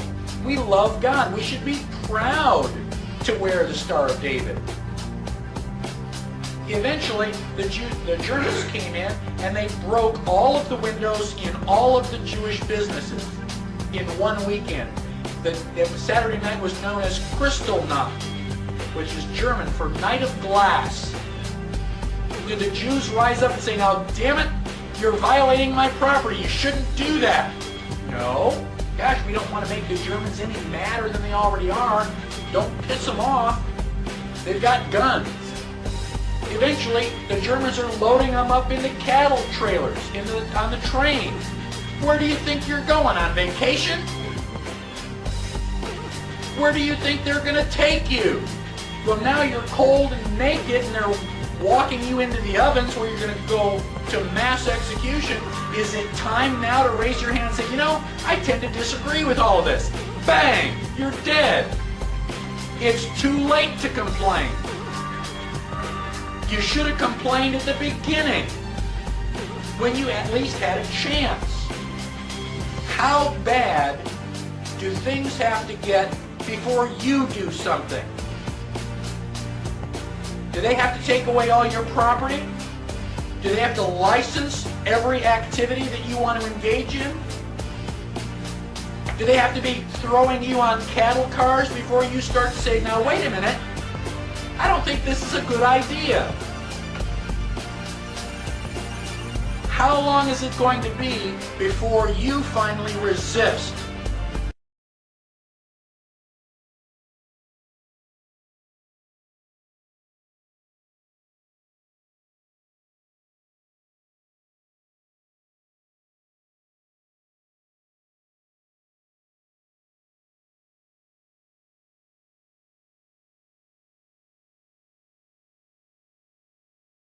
The only way we can stop this is if we all unite together and fight it. People of the U.S. are waking up to the Federal Reserve scandal, and the powers that be are currently afraid of retaliation. And that is precisely why they're trying everything they can to disarm us. You know how the media has been saying gun violence has been out of control and at an all-time high. They are not simply twisting the truth here or exaggerating. They are absolutely presenting lies to you. First off, realize, gun violence in the United States has always been shockingly low. And gun violence has dropped by 49% in the last 11 years. The already absurdly low gun violence in America has literally dropped in half. In half. The fact they are saying that it is at an all-time high demonstrates how biased the government and the media is. If this doesn't prove to you that they have an agenda, then nothing will. Do you remember how the media keeps repeating that there has been 74 school shootings since Sandy Hook? Those 74 shootings were not even mass shootings like they claim. Most were suicides and none of them even took place at a school. Not a single one. They are presenting lies to you, America. When will you wake up? At some point you have to ask yourself, why would the government fake 74 mass school shootings involving children? If they get our guns, we will lose the fight against them. And they will take away absolutely all of your freedoms and you and your children will be forever slaves. And don't forget, they purposefully put you and your children into that debt. And because the Federal Reserve is present in all countries, the other countries of the world are next soon after. This plan is called the New World Order. It is the same New World Order the Vice President of the United States called for on national TV a month ago. He said we need to strive for and complete the New World Order. This is also the same New World Order President George Bush and President Kennedy said is our country's lifetime goal. And the same New World Order George Bush said on national TV said will happen no matter what we do, and we cannot prevent it. This has all been a long-time plan. The Federal Reserve and their partners want complete control of humanity. We cannot let this happen. They want to rule over us. like kings and queens. And humanity will be forever lost to enslavement by a bunch of tyrants who have publicly admitted they want to kill off the majority of the population so the masses are easier to control. They are going to wipe your bloodline completely off of the earth. He'll tell you the order of things to happen. The enslavement will follow immediately after guns are taken away and you cannot fight back. If they cannot get the guns before the economic collapse, then they will wait until the economy collapses. When the economy collapses, people will be starving. There will be looters and shootings. The government will insist on taking guns away to help, and as soon as the guns are taken away, then we will fall into a complete dictatorship. Do not fall for it. Remember, they are the ones who caused the economic collapse to begin with. This is the same tactic used on Germans and it worked. So expect it. As soon as the economy collapsed and the masses were starving, the German government asked the people to give up their rights and they listened. And then eventually the government was throwing the naked masses into giant burning hot ovens for mass execution. Do not give up your rights. Do not give up your guns. Fight back, as they were the ones who caused the problem. Just so you know, the people who are behind this Federal Reserve scam and New World Order are the same ones who funded Hitler's campaign. Make no mistake, these people are as brutal as Hitler himself, even more brutal. We will need an overall plan. We have come up with a perfect plan. This plan offers extraordinary possibilities. It will make for the most beautiful and free world you can ever imagine. If we are successful, we can leave a much better for our children. A beautiful world. Watch every minute of the rest of the video. Do not skip a single bit of it, as it is all important. To understand the solution, you must first understand the problem. The problem is government. Think for a second. What is government? Government is an establishment of power over the people, which can be purchased by large corporations or anybody with money. Why are we allowing corporations to write the laws? Can't you see how this can create problems? We must take the power and guns away from the government, which will advertently take away the power and guns away from the corporations. And we need to take that power and weaponry and put it back in the hands of the people, not greedy corporations. These people want to put you into labor camps and death camps. These people have poisoned your children's water and food, enslaved your children. When will you wake up? We must get rid of government. The solution is anarchism. Anarchism is not what you think it is. Watch the rest of the video to understand what we are proposing.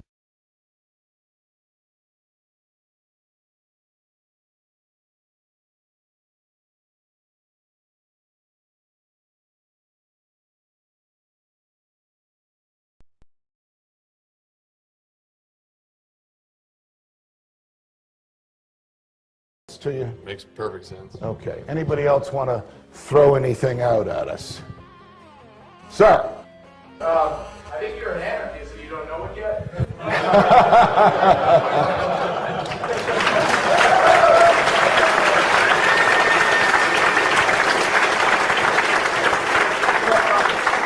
Do you hear me denying anything?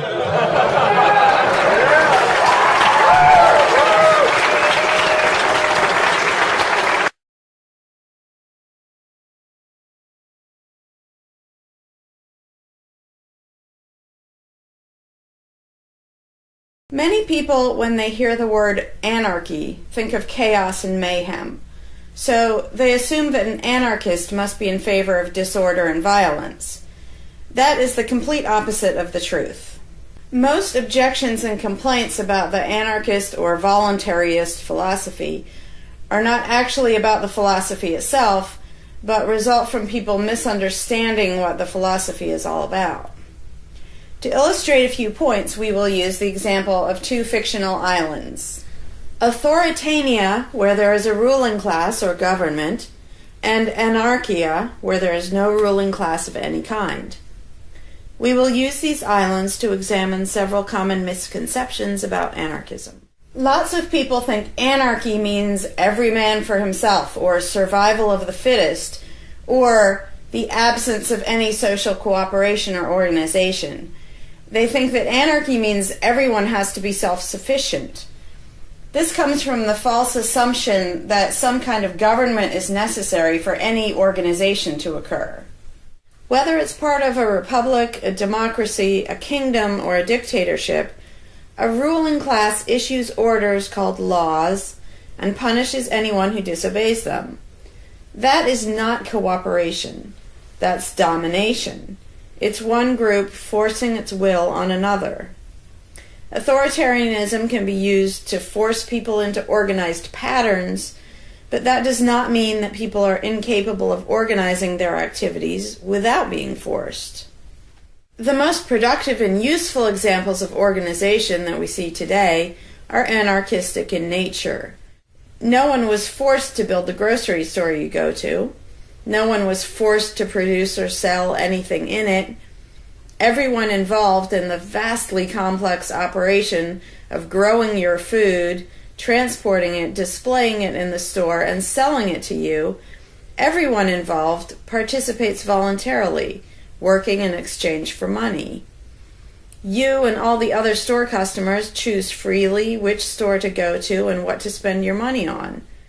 This purely voluntary arrangement allows for an amazingly complex degree of organized cooperation without anyone being coerced to participate. In contrast, under government, a very small group of people comes up with an idea and forces everyone else to participate in it and provide for its funding with tax dollars. In the authoritarian version of a supermarket, the ruling class would tell people what to produce and how much, what prices to charge, and they would tell customers what they must buy and what they must pay. Anyone who did not comply with the centralized master plan would be punished in some way. That is how government does things. Which one of these would you prefer? Another common but incorrect assumption is that if there were no ruling class or no government, people would have no way of defending themselves against common criminals or foreign invaders. Again, this is simply not true. The government version of protection is inherently hypocritical. Governments will use their hired law enforcers to find and lock up some of the private thugs and thieves and prevent them from preying on people.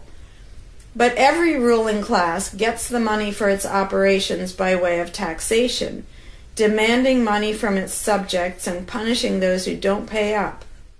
Oddly, every ruling class insists that it needs to be able to forcibly control and extort money from people in this way in order to protect them from private criminals who might try to forcibly control and extort them. In contrast, if there is no government, people do not lose their inherent right to defend themselves from violence, or to defend what they have from those who would take it. Every person has this right, and they also have the right to organize and cooperate with each other to exercise that right. Organizing for mutual defense does not require any government-granted laws or authority. No one wants to be attacked or defrauded, and everyone wants to feel safe. Whether each person takes this on himself or herself individually, or whether they hire and organize others to do it on their behalf, it can be done on a voluntary basis. Those who insist that government is necessary often claim that if there wasn't a government, then smaller private gangs would spring up to enslave and rob people. Organized crime gangs exist along with government, and most people do not understand the dynamics between them and how government enriches and empowers organized crime while appearing to fight it. Black markets enrich organized crime, and money allows them to buy government protection. There's no reason to think they would do as well in an environment of freedom, where they would have fewer ways to make money and would be up against both individual and organized armed citizens.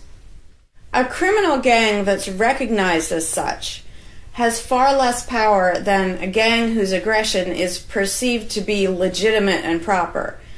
And that's the gang we call government.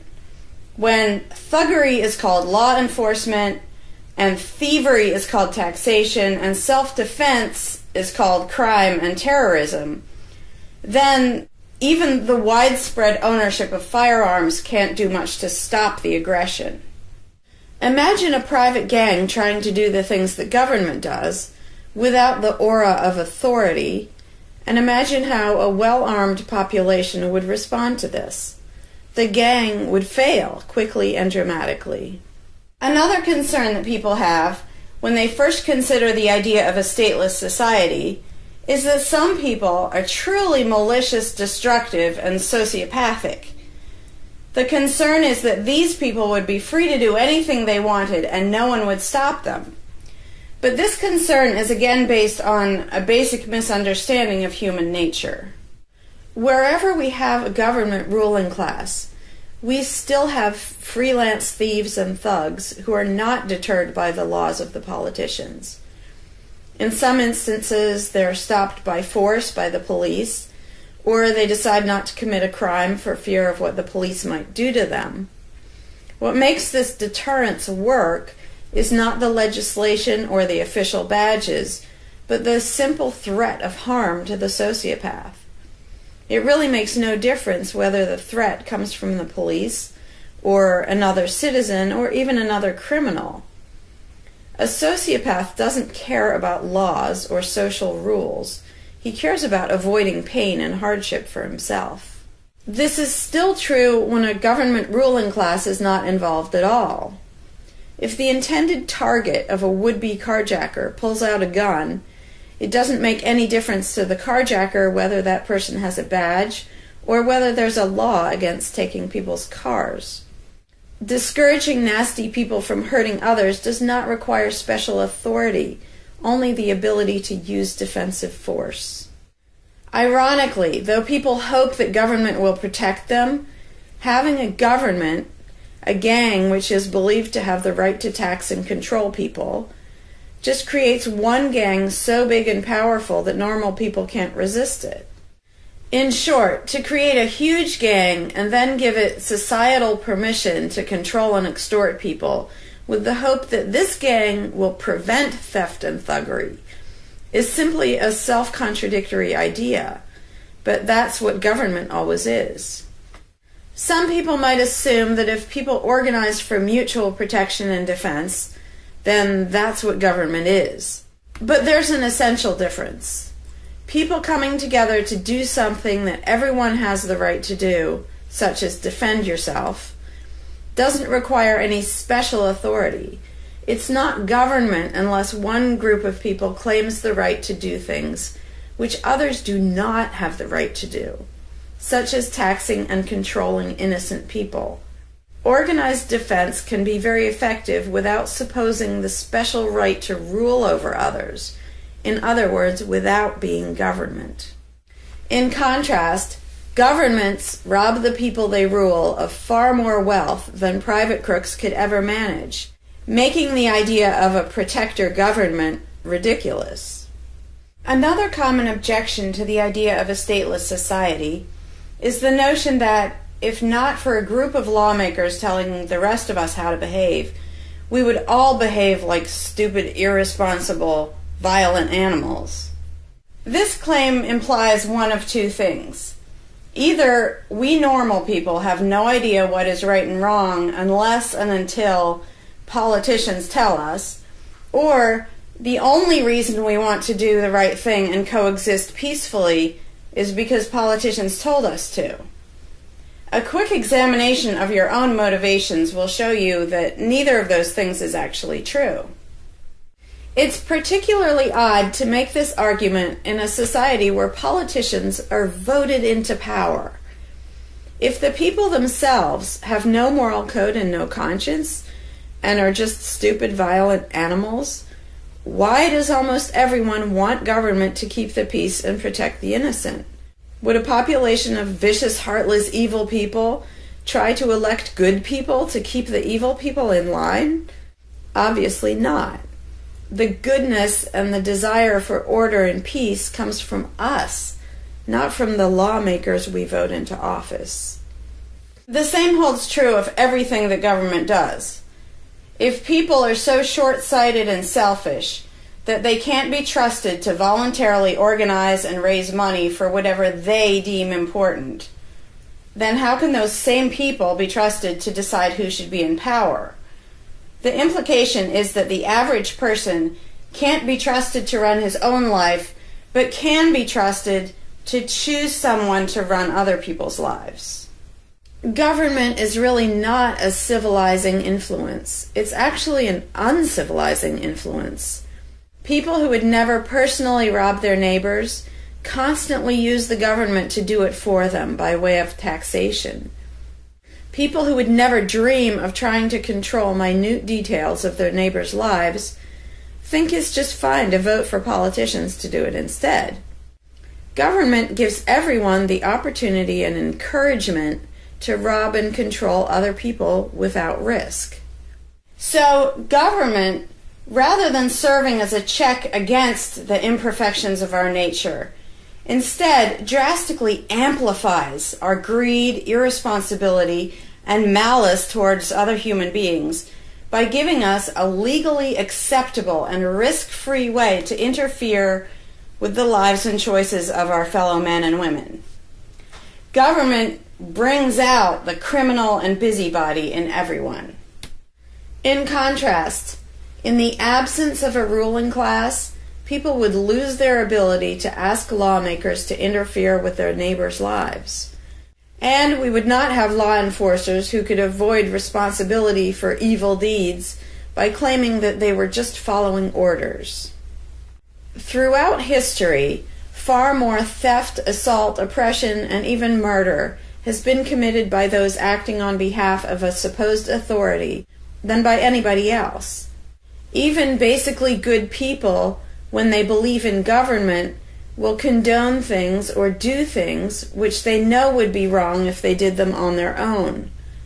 Most people know that theft and assault are bad, but they imagine that controlling their neighbors and forcing them to spend their money on things they don't want is perfectly moral and legitimate when it's done by way of the political process.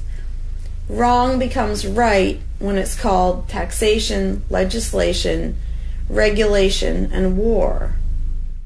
Anarchists know better.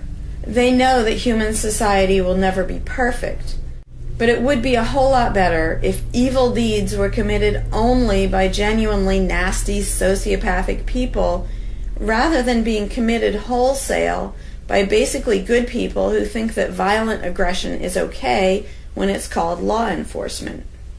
The fundamental principle of voluntarism is very simple. It's wrong to initiate violence against any other person, regardless of badges, laws, or alleged authority. The only time the use of force is justified is to defend against aggression. Almost everyone understands this on a personal level, but they've been taught that this basic rule of social living does not apply in the game of politics and government. Most people already know how to get along with others, and most people want a peaceful and just society. Our morality doesn't come from politicians making laws. Our ability to organize and cooperate doesn't come from the ruling class. When people escape the belief in government, they don't suddenly turn into violent animals. Our inherent right to defend ourselves and our ability to defend ourselves is not served by government. In fact, it's threatened by government more than by anything else. Ruling classes do not produce peaceful coexistence, but rather perpetual conflict and violence. Our belief in government authority takes our compassion, virtue, and good intentions and turns them into power for people who crave power and riches. Of course, the people who benefit most from the political racket will put a good spin on the system and do their best to convince people that it's a social necessity. But ask yourself this: have the thousands of laws, regulations, and taxes imposed on you by politicians made you a better person? Have they made you more productive or more caring? Is the world better off with the politicians taking your money and telling you how to live your life? Or do you think it might have been better off if you'd been allowed to spend your own money and make your own decisions? Is society really best served by a small class of people forcefully imposing a centralized master plan on everyone else? Can the orders and threats of a ruling class make the world what it should be? Or would society be better served by human freedom and respect for individual rights, by voluntary cooperation and peaceful organization? If this second option sounds better to you, maybe you should learn more about anarchism. Some people dismiss anarchism as a utopian idea that would only work if everyone were generous and compassionate. Obviously, everyone is not generous and compassionate all the time. But these people need to look at the other side of the coin. If people are too stupid, greedy, and malicious to be free, aren't they too stupid, greedy, and malicious to be trusted with power over others? Whether people are inherently good, bad, or some of each, giving a person power over others is not going to make that person better. In fact, power has historically been known to corrupt people and make them worse, whereas the discipline imposed by the equal freedom of everyone else brings out the best in human nature. Most people today think that we need some form of government because they mistakenly believe that obedience to authority makes us all more civilized, moral, and peaceful.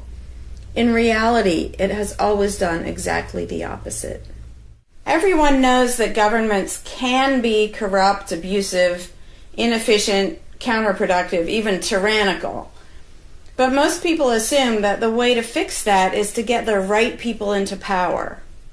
People have spent centuries trying to create a good society using different kinds of ruling classes, different legal structures, different ways of choosing the rulers, and so on. But every governmental construction has resulted in freedom and riches for some, and oppression, violence, and poverty for others. What if, instead of deciding what the throne should look like and who should sit on it, all people of goodwill embraced the non-aggression principle? What if, instead of looking to a ruling class to impose our values on society, we embrace the concept of self-ownership? These principles are simple and easy, to the point of being self-evident, but they're diametrically opposed to the authoritarian principles that most of us have been indoctrinated with. Anarchism does not mean chaos and violence, or every man for himself. Having no government does not mean having no morality, no organization, and no cooperation. Simply put, anarchism does mean that no one is your master and no one is your slave. And that's all it means. Howdy, Larkin Rose here. I'm feeling slightly less than entirely patient and polite today, so if this video gets slightly caustic, too bad. This video is for all the people who are constantly saying, well, if not for government, we couldn't have roads, or we couldn't have police, or nobody would care for the poor, or we wouldn't be protected, whether it's from local thugs or from foreign invaders. We wouldn't have this, we wouldn't have that. So thank goodness we have government and taxes, because we wouldn't have any of those things. And the first way I'd respond to that is by pointing out the assumptions that underlie that complaint, that argument. Basically what people are saying, because let's be clear about what the terms mean, government is the people who boss everybody else around. And taxes are those people demanding money from us. So they basically tell us, hand over a whole bunch of money and we'll decide how to take care of you. We'll decide how to spend your money. If we don't like it, too bad, we don't really have a choice. Like, well, you can vote in a few years and maybe something will change, even though it totally won't. So that's what people are saying. Basically, if we didn't have a ruling class stealing our money and then supposedly spending it to protect us, how could we possibly have roads or anybody to protect us? The implication is that in this country, for example, 300 million people would just sit around thinking, oh, we can't do it.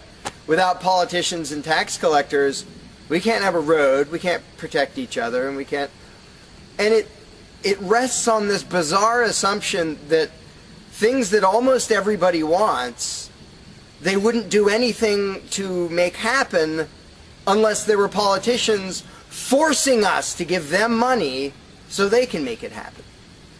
And so an example I like to use is, let's apply the same argument to food, because food is pretty darn important. I think everybody can agree.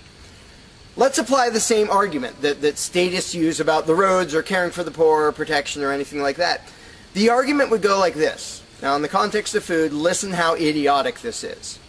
If we don't have government demanding money from all of us under the threat of caging us, and that's what taxation is, here's the money you have to give us, here's the nasty things we do to you if you don't. If that didn't happen so that they could build a big food production and distribution system and feed us, well, we'd all starve. We'd all just sit around saying, gosh, I wish we had food, but, you know, no politicians and tax collectors. We're just going to sit around and starve to death. Now, in this country, nobody would believe something that stupid, because all you have to do is go to a supermarket and see a perfect example of really efficient, organized cooperation that nobody is forced to do. There is no, you know, if you're going to make the argument that people make about roads and protection and all that, you'd say, well, nobody is forced to make any food for anybody in this country. How do you know everyone's just going to say, well, it's not my job, and we'll all starve to death? There's no guarantee. There's no master plan guaranteeing that we'll all have food. So obviously we're all going to starve if we don't have an authoritarian government stealing our money and then making food and giving it to us. Because golly gee, we couldn't possibly do it voluntarily ourselves. Again, in this country, nobody makes that argument because they see it happening voluntarily. Nobody involved is forced to do that. Nobody is forced to make you a single bite of food. There is no guarantee at all from anybody. And yet, Americans are, by and large, hugely overweight. Obviously, we don't have a lack of food. We might have a lack of healthy food. But obviously, we see that example, oh, we can handle that. You know, voluntarily, mutual cooperation, that's fine for food, but for some reason, it's not okay, and we can't even fathom the idea of the exact same thing handling roads, or handling protecting us, or other things that almost everybody wants.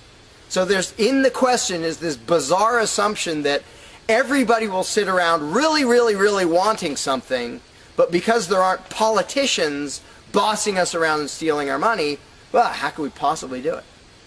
And one of the most common things is, who will build the roads? Which is amazingly stupid to me. Just amazingly stupid. I have here in my pocket a little tiny thing. With this little tiny thing, I can be most places in this country and call people all over the world. And I own it myself. I'm not anywhere near rich these days, but I own one. Almost everybody I know has one of these. A little thing that can fit in your pocket, and just on a whim, you can open it and talk to somebody who's on the other side of the planet. And there was no coercion. Nobody forced anybody to make one of these. This is the result of voluntary cooperation. And that's it. Free trade. Organization, yeah, good. Cooperation, yeah, good. Coercion, which is what government is, and taxation, which is theft, didn't need that to do this.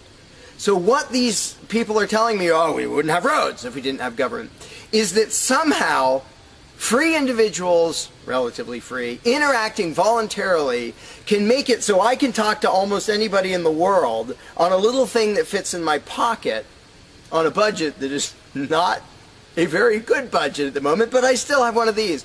That freedom, not authoritarianism, can supply me with this, but freedom cannot achieve a flat place. Because that's what a road is. It's a flat place. From here to there, because we have these machines that take us from here to there. By the way, we don't have those machines because of government. We have those machines because of free enterprise and voluntary interaction and cooperation. The idea that freedom can make a car but can't make a flat place is just idiotic. You really think we can't make a flat place? And so I ask people, and they say, well, who will build roads? Are you really telling me that you really and truly think that if government fell off the face of the earth, 300 million people in this country, 7 billion if you want to include the whole planet, would sit around in their houses thinking, golly, I wish I could go visit Fred, but I can't, because there's not a flat thing from me to him, and I don't know how to do it. And the other 300 million or 7 billion people, we can't possibly do it because there aren't any politicians and tax collectors.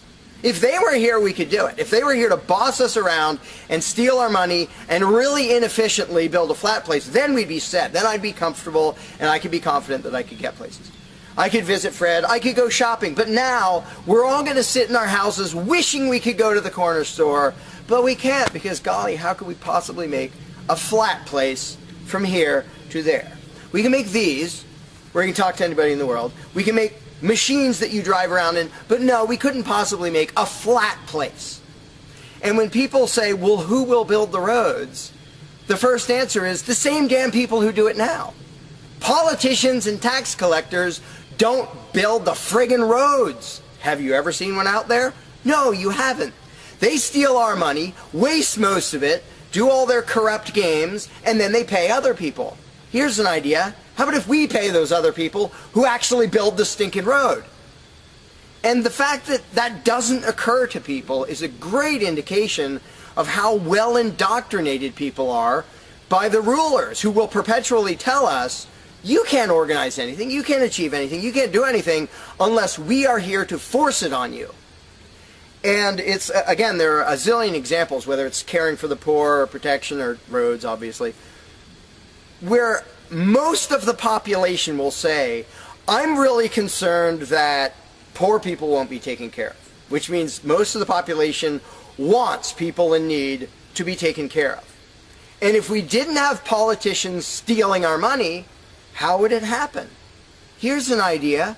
Take some money out of your pocket and give it to one of the people that you think needs help. Why would you not comprehend that, but you would comprehend some guy 1,000 miles away passing a law to send an armed thug to take your money, to waste 90% of it, and then give a little bit to somebody who may just be defrauding the system or may actually need it? And the amount of indoctrination required to make people even ask these questions of how could we possibly do this without government? What do you think government adds to the equation? It doesn't add any resources. It doesn't create anything. Everything it gives away, it steals from us first, by way of taxation. It doesn't add any skills. It doesn't add any knowledge. The people who are here would still be here if the institution of government fell over. We have all the know-how, we have all the resources, all the technology. The only thing it adds is one group that's imagined to have the right to violently assault and control and extort everybody else. So what the question really means is, how could we have a road, or how could I help that poor, or how could that poor person be helped, or how would anybody protect us if there wasn't a gang of thugs with permission to violently control and rob us? And when you recognize that that is literally what the question means, you already see how utterly idiotic it is. And it's completely the result of authoritarian statist indoctrination. Nobody would come up with that on their own. And you obviously don't see that with the example of food or cars or cell phones or anything else. Nobody says, we won't be able to talk to each other unless there's a gang of thugs that's allowed to boss us around and steal our money. And just economically, how stupid do you have to be to think that's a good idea? Here are your choices. Let's do this. I'll give you these two choices for how you will be fed from now on. Either you can go spend your own money wherever you want. You can go to the supermarket or the local this or the local grocery, whatever you want. You can go decide what you want, and they'll tell you the price. You decide what you're going to buy and how much. And you can go to different places and you can shop around and you can do all that. That's option number one. But let me warn you, option number one does not give any guarantee that you will be fed. There's no master plan forcing people to feed you. So, oh my gosh, you better be really scared of that option, despite the fact that you can do it day after day and it works really darn well and feeds pretty much not only this country, but with a massive surplus. So that's option number one that apparently statists are scared of. Option number two is politicians will take as much money of yours as they decide to take. Then they will decide what, if anything, they will buy with that money in terms of food to give to you, to feed you. Do you really think that will serve you better, that that will feed you better? Yeah, I'm much more comfortable that I'll have I'll be fed, I'll be secure, everything will be okay, if a gang of thugs who doesn't really care about me, steals my money, and then decides what, if anything, to give me back from what they stole. But that is implied in the question, whatever you put in the blank. You know, how are we going to have blank if not for government? What you're saying is, how can we, the people who really want roads and food and cell phones and protection and all the things that almost everybody wants, how can we possibly have that unless we give someone permission to steal our money and boss us around and then decide what they're going to give us? And the same thing applies no matter what you put in the blank. How will we possibly do blank without government? One of the silly ones is caring for the poor. How will we care for the poor?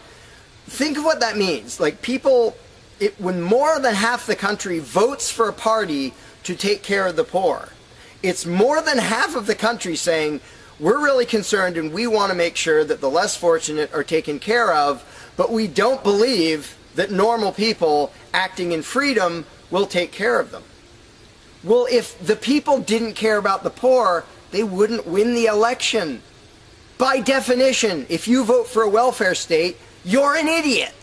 Because either people are heartless bastards and you're going to lose, or people are compassionate and giving, and you don't need to win. Just give them your stinking money. But people play the game, and that's the Democratic Party lives off of the idiotic notion that you're all so heartless that you should vote for us to steal your money to give to the poor. And half the country falls for it. Yeah, we're all so heartless that we voted you into office for the specific purpose of taking our money to help the less fortunate. That's just freaking brilliant. How about if half the country just gave their stinking money to the less fortunate? And then the less fortunate would all be rich, because it would be 1 trillion times more efficient than the government version of welfare ever is. Also, it would be actual charity instead of mass theft and corruption and fraud and all that fun stuff. But what takes the cake, the ultimately insane thing, you know, whatever you put in that gap, how can we have blank without a parasitic ruling class and a bunch of hired thieves? It's just a stupid question, but it's extra super stupid when what's in the blank is, how will we be protected? Who will protect us from thieves and robbers if we don't have government? It's the most idiotic question. It's also the most frequent question from statists. So here's what the question literally means. If we don't give a certain gang of people permission to violently control us and take our money under threat of putting us in a cage, who will protect us from people who might commit aggression against us and take our money? Wanting government for that is exactly as brilliant as saying, we have to have a carjacker in our town, otherwise somebody might steal our cars. Government is an appointed thief. If you don't think taxation is theft, first of all, you're a really well-trained slave. Second of all, try not paying. See what happens. See if they say, oh, it's quite all right. Or if they say, no, you're going to pay, or we're going to take your stuff, or eventually we'll put you in a cage. And when people say, that's not theft, because we get something back. Learn to think. And I use this example all the time, and all I ever get is stupid looks from statists in response. If I robbed you at gunpoint of $100, and the next day I gave you a sandwich, and you said, what? I said, hey, now everything's fine, because you benefited. I gave you a service. I gave you lunch, so that retroactively makes it okay that I robbed you at gunpoint. Would you buy that argument? No, you'd say, that doesn't make it okay. Okay, you gave me a sandwich. And yet every statist makes the exact same argument when it comes to government.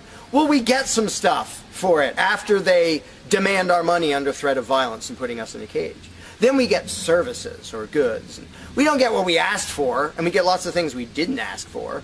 But we kind of get something, and that retroactively makes it okay for them to say, give us this much of every paycheck you make, or we're sending men with guns to take your property. And the slaves justify their own enslavement. I'm proud to pay my taxes. I'm proud to get robbed by a parasitic ruling class and get a little bit back and feel good about it. Like, not only is that legitimate and justified, but I feel proud that I let myself get robbed by a bunch of crooks and parasites. But again, the ultimate thing is protection. When people say, who will protect us from aggressors and thugs and thieves, if we don't have a government, even though what government is, by its very nature, is a gang of aggressors and thugs and thieves. They issue commands. Every law they pass is a command backed by a threat of violence. You have to do this. You're not allowed to do that. Here are the nasty things we will do to you if you get caught disobeying. I mean, everybody knows that, even though they don't usually say it in terms that blunt and honest and accurate. But to say we need taxes to be protected is as stupid as you can get. It's saying we need theft to avoid theft. And the fact that people are trained to use different words so that this theft sounds okay. It's legalized, it's taxation, and we voted for the people who robbed us. Like, we got to elect our local carjacker, and that means he represents us when he demands our car and points a gun in our face. He's serving us as he steals our car, because he's going to use that car and sell it and make money to make sure nobody else steals our car. That is the essence of government. And the fact that you have hundreds of millions of victims of that scam vehemently defending it and saying, I'm not going to give that up. I don't want to give up government. Who would protect us? I don't want to give up the biggest aggressor on the planet, the biggest thief on the planet. Look at your tax bill and see how much private crooks steal from you. So before you ask that question, before you ask, how could we possibly have roads or protection or water or air or Christmas or Santa Claus or any of the zillion things that statists imagine we can't possibly have without a ruling class, think about what the question actually means. Because when you get to the point where you understand the implications of your own question, asking how can we possibly have this without a parasitic gang of thugs robbing us, when you actually understand what you're really asking, you won't ask the question because you will realize it's completely freaking idiotic.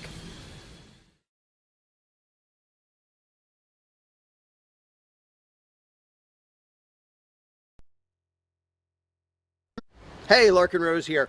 One of the first things that people are concerned about when they start thinking about a society without a ruling class is, well, what happens to the nasty people?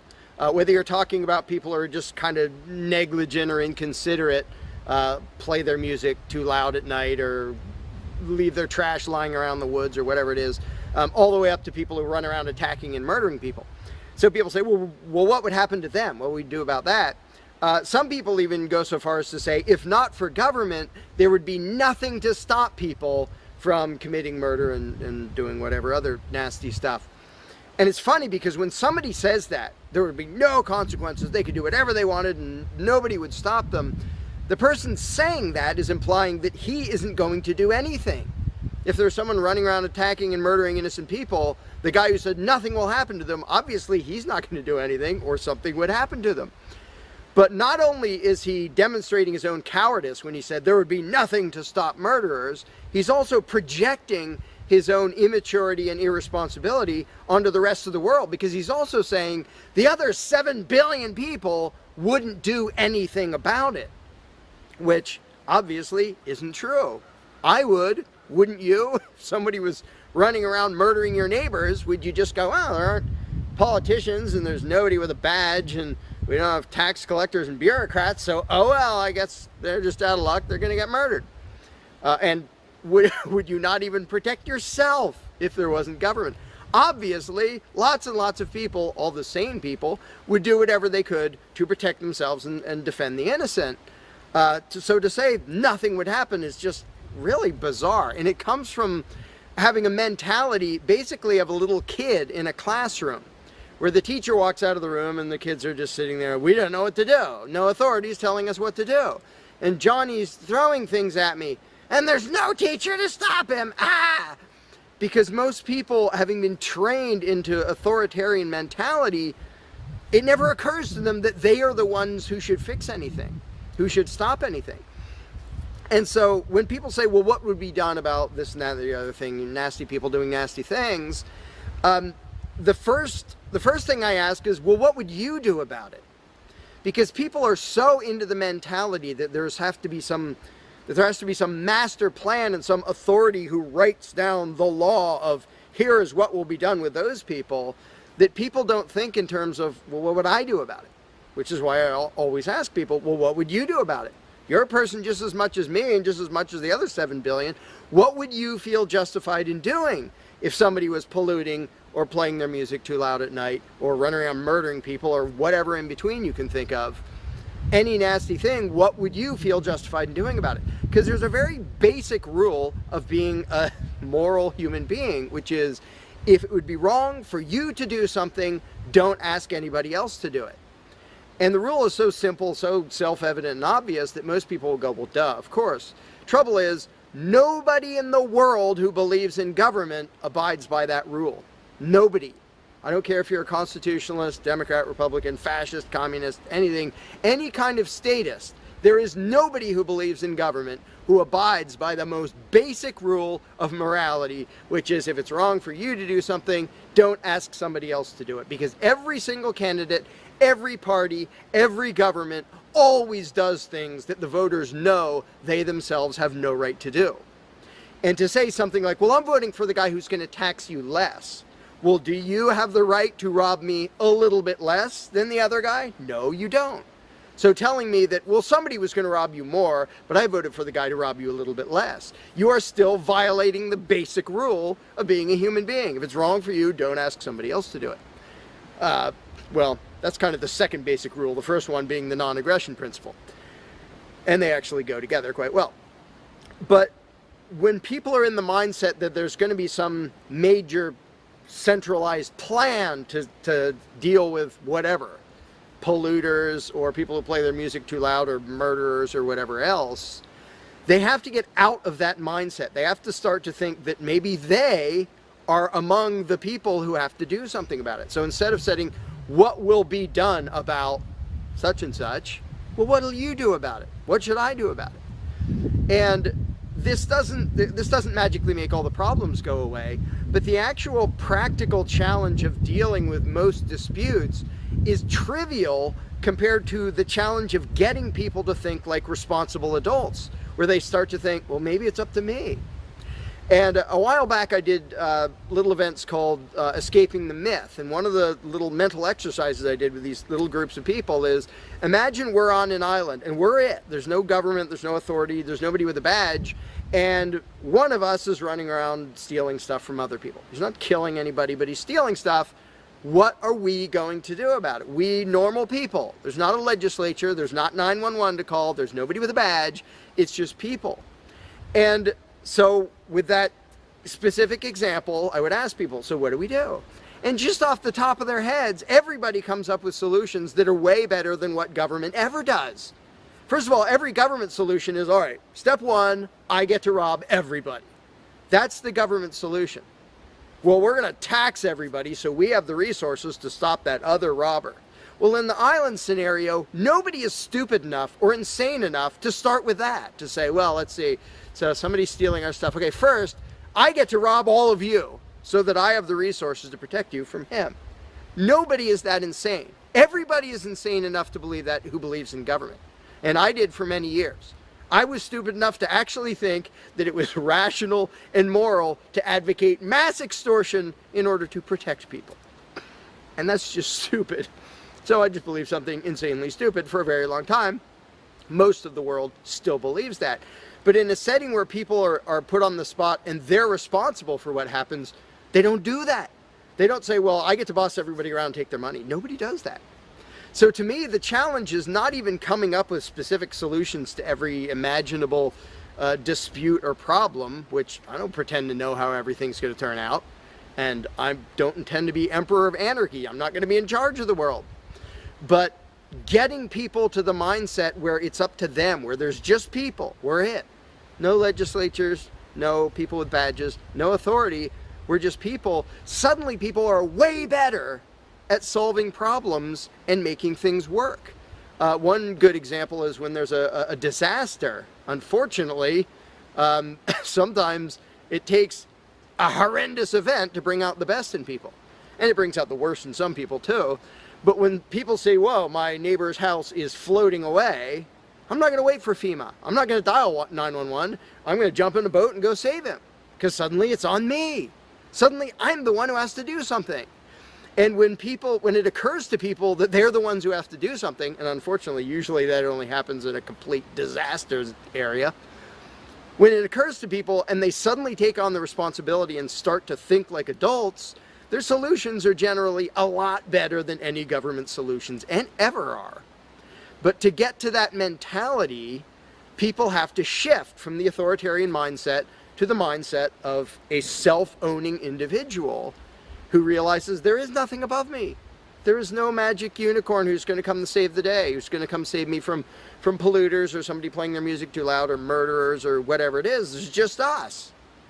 And if we realize that, then first of all, people would stop asking me, well, without a government, how would this be handled? As if I'm going to be in charge. I don't freaking know. What would you do about it? I can tell you what I would do about it. I could tell you what I might suggest, what I might predict, but who cares? I'm one of 7 billion people. I'm not going to be in charge any more than you are. So it's really a mental exercise that people have to think over in their own heads with their own moral codes instead of waiting for some outside answer. And it's why I don't usually get into those discussions of, well, here's my plan for how to deal with this and that and the other thing, because my plan doesn't matter. My plan will not be the best plan for any problem you can come up with. There will be a million people with better plans than whatever I could come up with. So don't ask me to describe how you are going to fix problems. I don't freaking know. And you can see the mind shift in people when they grasp that they own themselves and they suddenly realize, oh, okay, well, yeah, there are things we can do to settle disputes, to protect ourselves from attackers, to do this or that or the other thing. But the first step is just grow up. Stop thinking it's somebody else's business to make the world work. Well, how will the poor be cared for? I don't know. What are you going to do? Well, how will we be protected from this? I don't know. What are you going to do about it? And it is inconvenient. It's inconvenient to be a free person where you can't just be a kid in the classroom whining to the teacher to save the day and fix everything and make everything work, where you actually have to be a responsible adult. And that's one of the main reasons why people like the belief in authority, because then they can live with the lie that all they have to do is obey and do as they're told and everything will be okay. First of all, no, it won't be okay. Second of all, you're not even being a human being. You just threw your free will out the window and became somebody's slave in the hopes that that would help humanity. It doesn't help humanity for you to be a slave. It doesn't help humanity for everybody else to be a slave. It does help humanity for you to start thinking as an adult, responsible human being who owns himself and who accepts that it is your responsibility to figure out how to make the world work.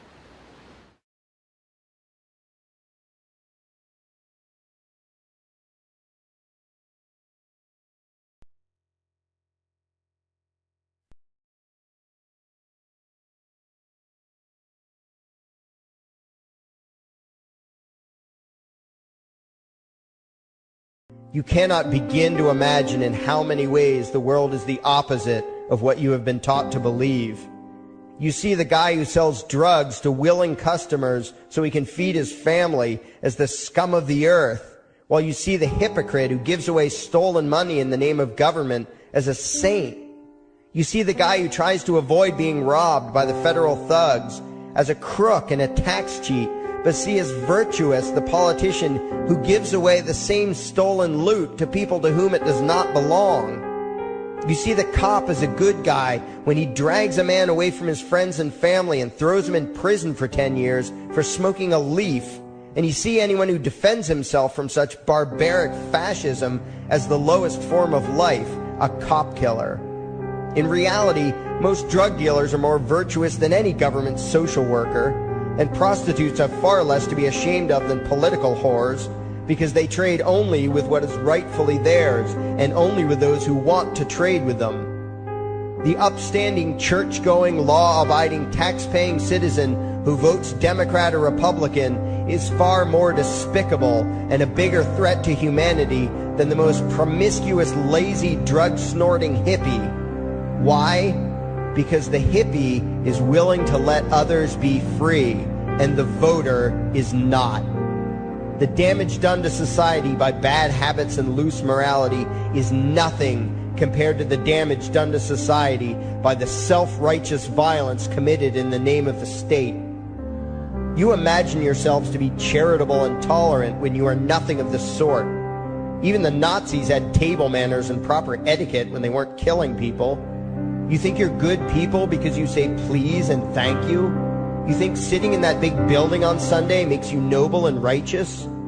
The difference between you and a common thief is that the thief has the honesty to commit the crime himself, while you whine for government to do your stealing for you.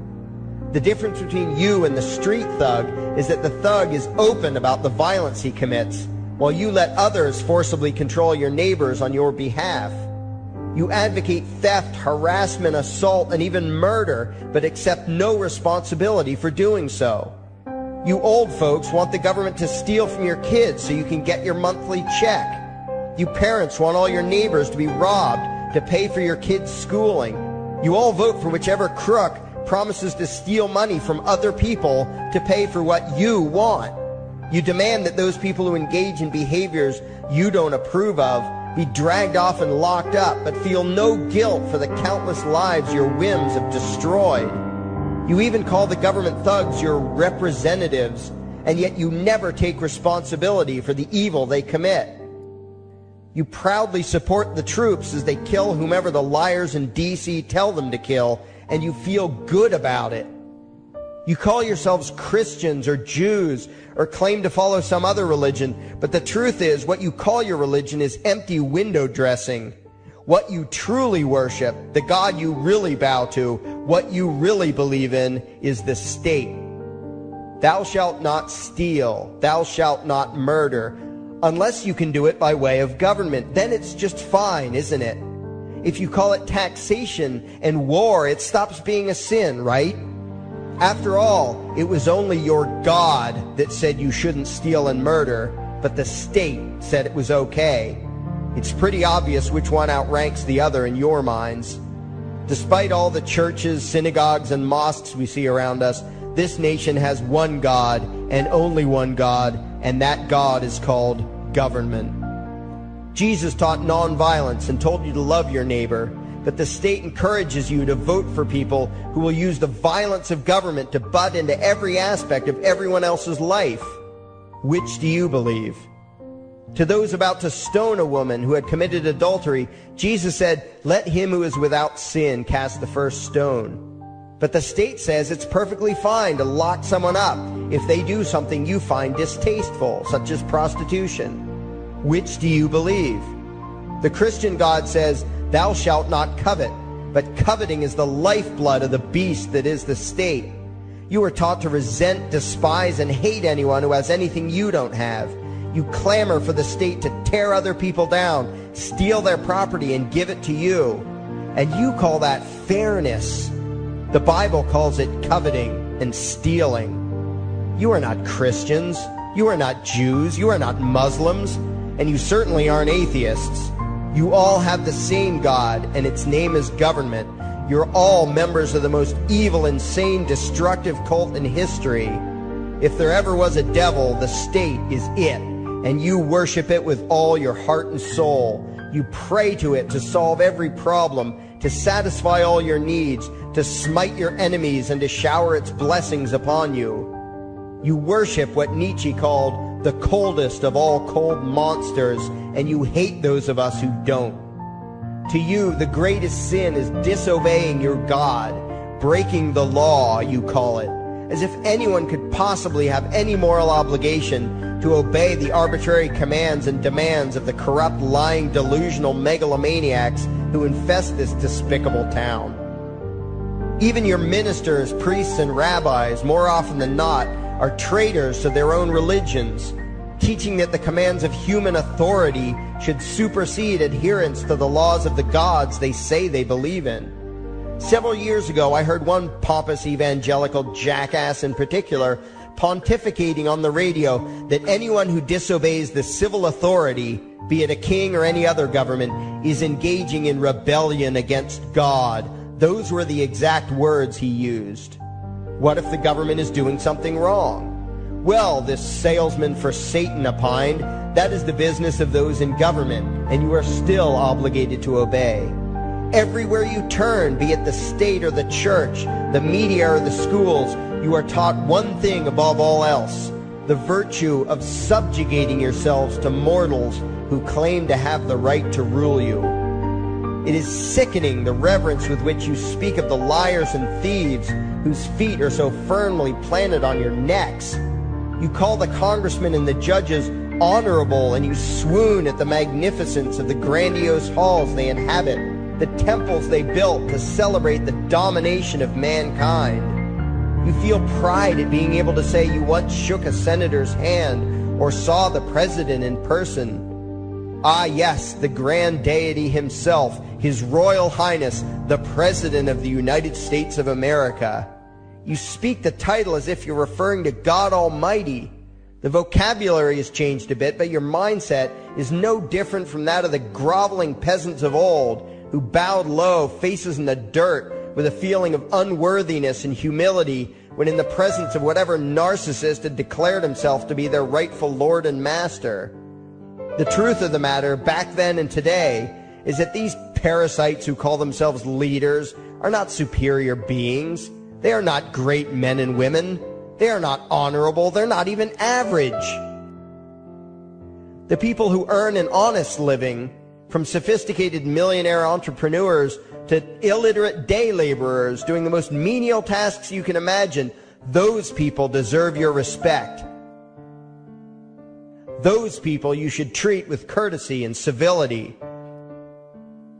But the frauds who claim the right to rule you and demand your subservience and obedience, they deserve only your scorn and contempt. Those who seek so-called high office are the lowest of the low. They may dress better, have larger vocabularies, and do a better job of planning out and executing their schemes, but they are no better than pickpockets, muggers, and carjackers. In fact, they are worse, because they don't want to rob you of just your possessions. They want to rob you of your very humanity, deprive you of your free will, by slowly leeching away your ability to think, to judge, to act, reducing you to slaves in both body and mind. And still you persist in calling them leaders. Leaders? Where is it that you think you're going exactly that would require you to have a leader? If you just live your own life and mind your own damn business, exercising your own talents, pursuing your own dreams, striving to be what you believe you should be, what possible use would you have for a leader? Do you ever actually think about the words that you hear, the words that you repeat? You parrot oxymoronic terms such as the leader of the free world, even pretending for a moment that there is some huge journey or some giant battle that everyone in the entire nation is undertaking together that would require a leader. Why would you ever think, even for a moment, that the crooks that infest this town are the sort of people you should listen to or emulate or follow anywhere? Somewhere inside your mostly dormant brains, you know full well that politicians are all corrupt liars and thieves, opportunistic con men, exploiters, and fearmongers. You know all this, and yet you still speak as if you are the ones who are the stupid, vicious animals, while the politicians are the great, wise role models, teachers, and leaders without whom civilization could not exist. You think these crooks are the ones who make civilization possible? What belief could be more absurd? Yet when they do their pseudo-religious rituals, deciding how to control you this week, you still call it law, and continue to treat their arbitrary demands as if they were moral decrees from the gods that no decent person would ever consider disobeying. You have become so thoroughly indoctrinated into the cult of state worship that you are truly shocked when the occasional sane person states the bleeding obvious. The mere fact that the political crooks wrote something down and declared their threats to be law does not mean that any human being anywhere has the slightest moral obligation to obey. Every moment of every day, in every location and every situation, you have a moral obligation to do what you deem to be right, not what some delusional bloated windbag says is legal. And that requires you to first determine right and wrong for yourself, a responsibility you spend much time and effort trying to dodge.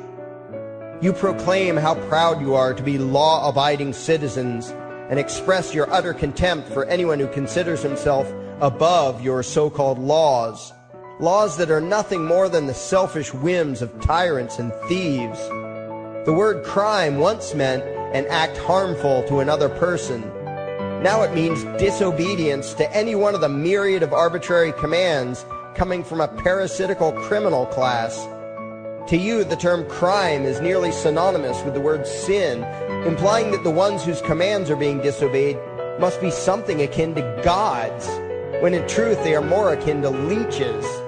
The very phrase, taking the law into your own hands, perfectly expresses what a sacrilege it is in your eyes for a mere human being to take upon himself the responsibility to judge right from wrong and to act accordingly, instead of doing what you do, unthinkingly obeying whatever capricious commands this cesspool of maggots spews forth. You glorify this criminal class as lawmakers and believe that no one is lower than a lawbreaker, someone who would dare disobey the politicians. Likewise, you speak with pious reverence of law enforcers, those who forcibly impose the politicians' every whim upon the rest of us. When the state uses violence, you imagine it to be inherently righteous and just, and if anyone resists, they are, in your eyes, contemptible lowlifes, lawless terrorist criminals. Like the lawless terrorist criminals who helped slaves escape the plantations. Like the lawless terrorist criminals who helped Jews escape the killing machine of the Third Reich. Like the lawless terrorist criminals who were crushed to death under the tanks of the Red Chinese government in Tiananmen Square. Like all the lawless terrorist criminals in history who had the courage to disobey the never-ending stream of tyrants and oppressors who have called their violence authority and law. And that includes the lawless terrorist criminals who founded this country. Everything you think you know is upside down, backwards, and inside out. But what has to take the cake, the height of your insanity, is the fact that you view as violent terrorists the only people on the planet who oppose the initiation of violence against their fellow men. Anarchists, voluntarists, and libertarians. We use violence only to defend ourselves against someone who initiates violence against us. We use it for nothing else. Meanwhile, your belief system is completely schizophrenic and self-contradictory. On the one hand, you teach the young slaves that violence is never the answer.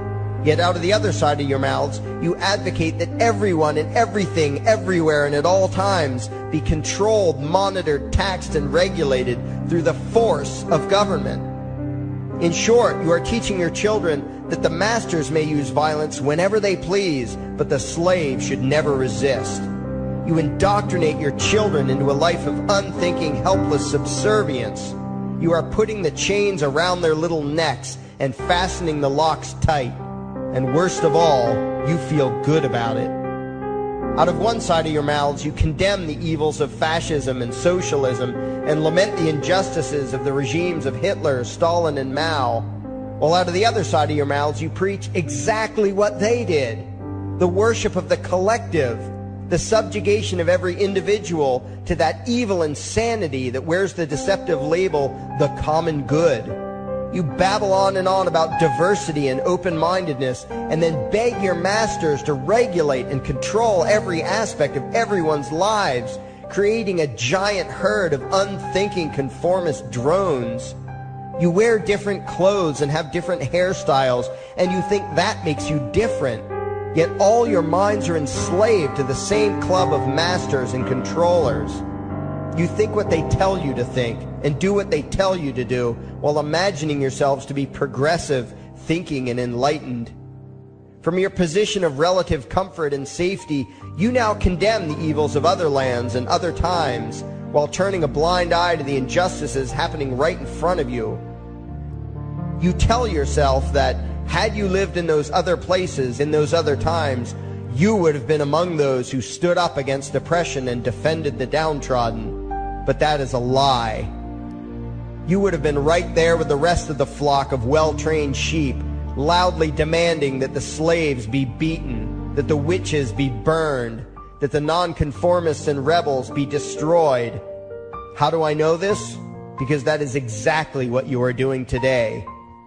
Today's injustices and oppressions are fashionable and popular, and those who resist them, you tell yourselves, are just malcontents and freaks, people whose rights don't matter, people who deserve to be crushed under the boot of authority. Isn't that right? You bunch of spineless, unthinking hypocrites, look in the mirror. Take a good look at what you imagine to be righteous and kind. You are the devil's plaything. The crowds of thousands wildly applauding the speeches of Adolf Hitler, that was you.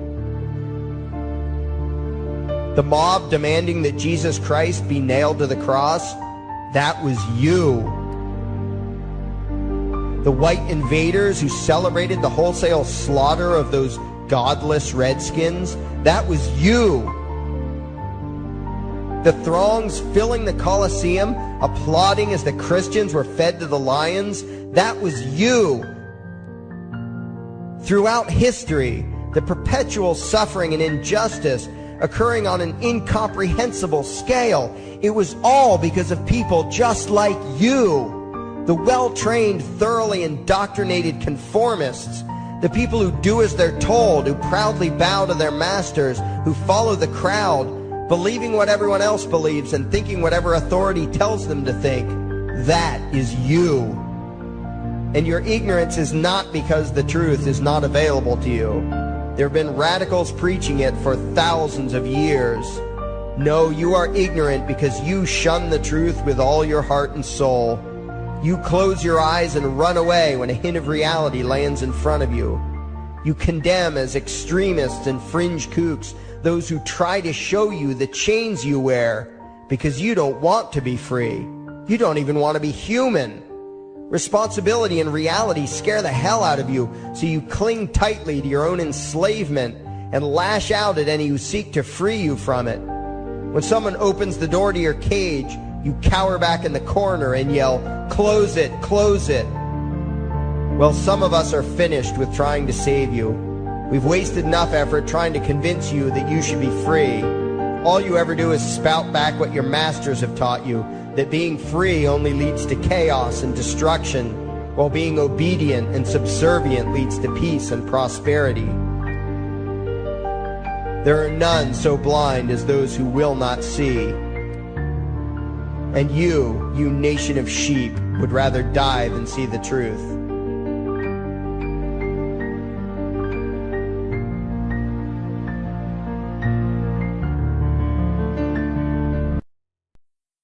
There is something I need you to do. Favorite, like and share this video. Now that you have done that, go to your browser add-ons, download YouTube Video Downloader, come back to this video and save the video to your computer and upload it to your YouTube channel. Use a different title than the one used for this video. Please follow those instructions and other video on your YouTube channel to help spread the message.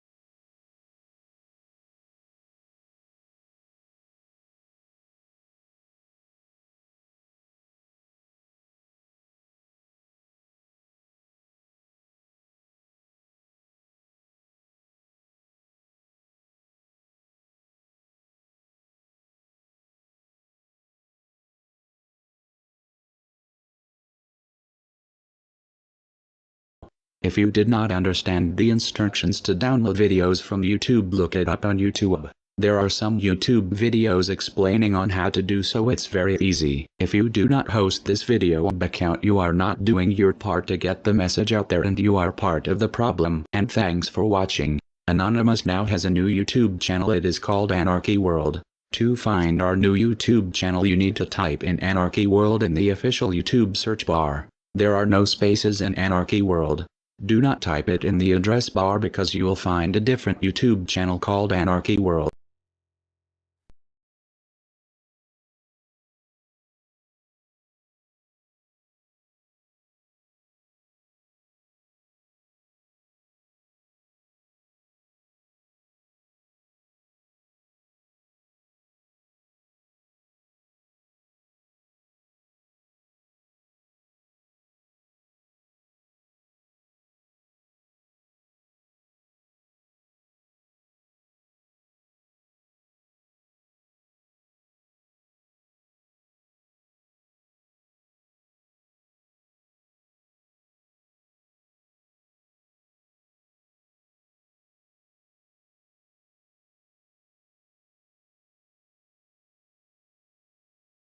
So, and here are the people responsible for the current corruption. You should remember the names for when shit hits the fan.